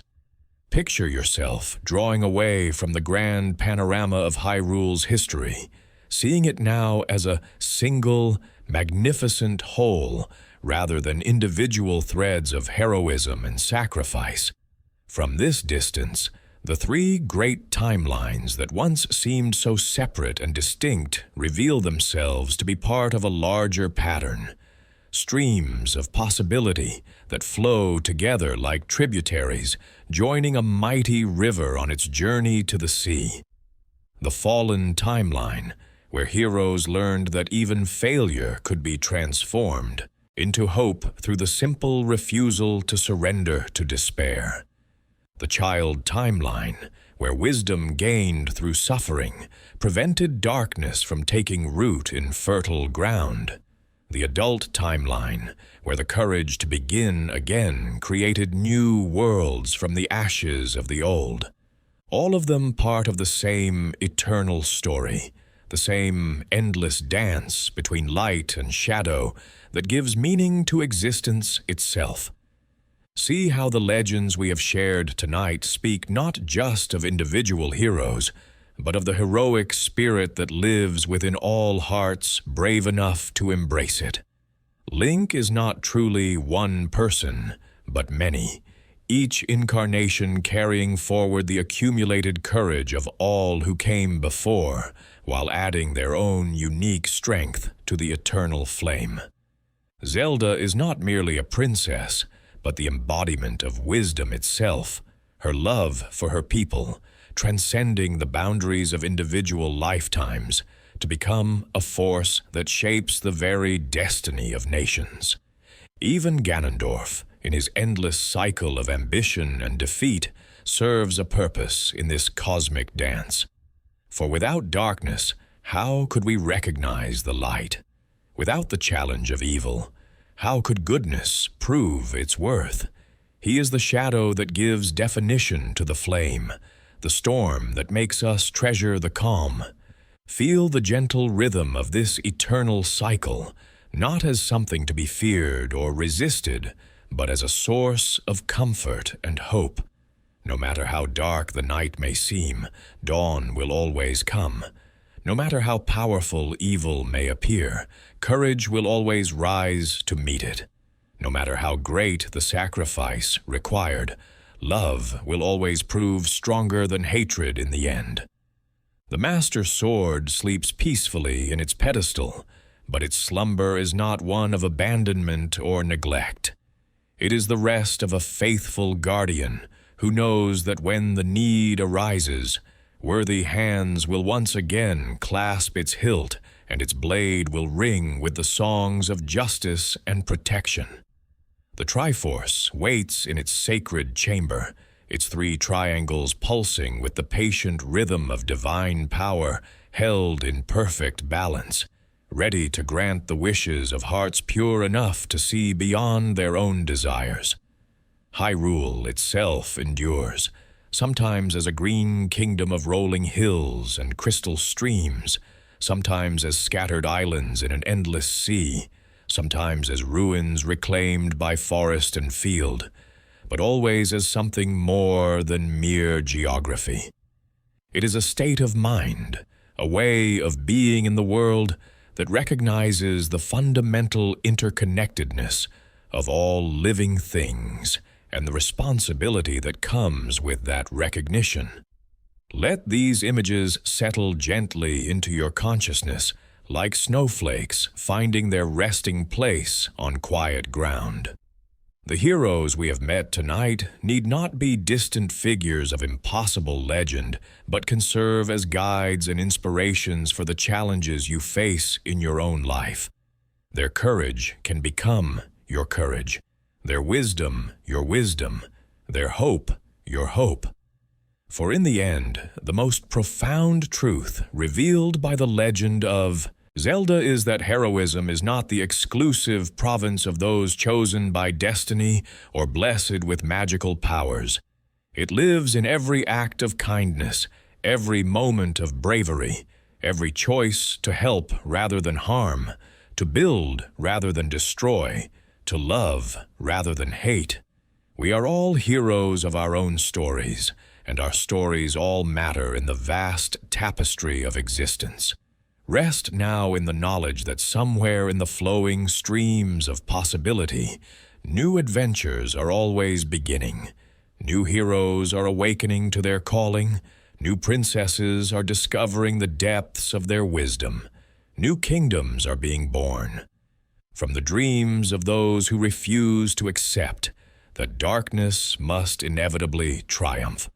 The eternal cycle continues its dance, and you are part of that dance, your own courage and compassion adding to the great symphony of hope that echoes across all worlds and all times. Close your eyes and let yourself drift toward whatever dreams await you in the gentle darkness of peaceful sleep. Know that you carry within your heart the same spark of heroism that has lit the way for countless champions throughout the ages. And know that when morning comes, you will awaken refreshed and ready to face whatever challenges await, strengthened by the knowledge that no night lasts forever, and no evil endures when faced with genuine courage. Sleep well, brave traveler.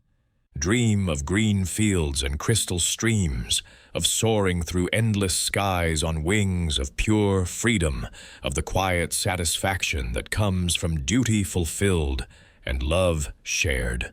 And remember always that in the realm of dreams and legend, in the place where courage becomes eternal and hope becomes tangible, Hyrule waits for you with infinite patience and infinite welcome. The legend never truly ends. It only pauses between one telling and the next, gathering strength for the adventures yet to come.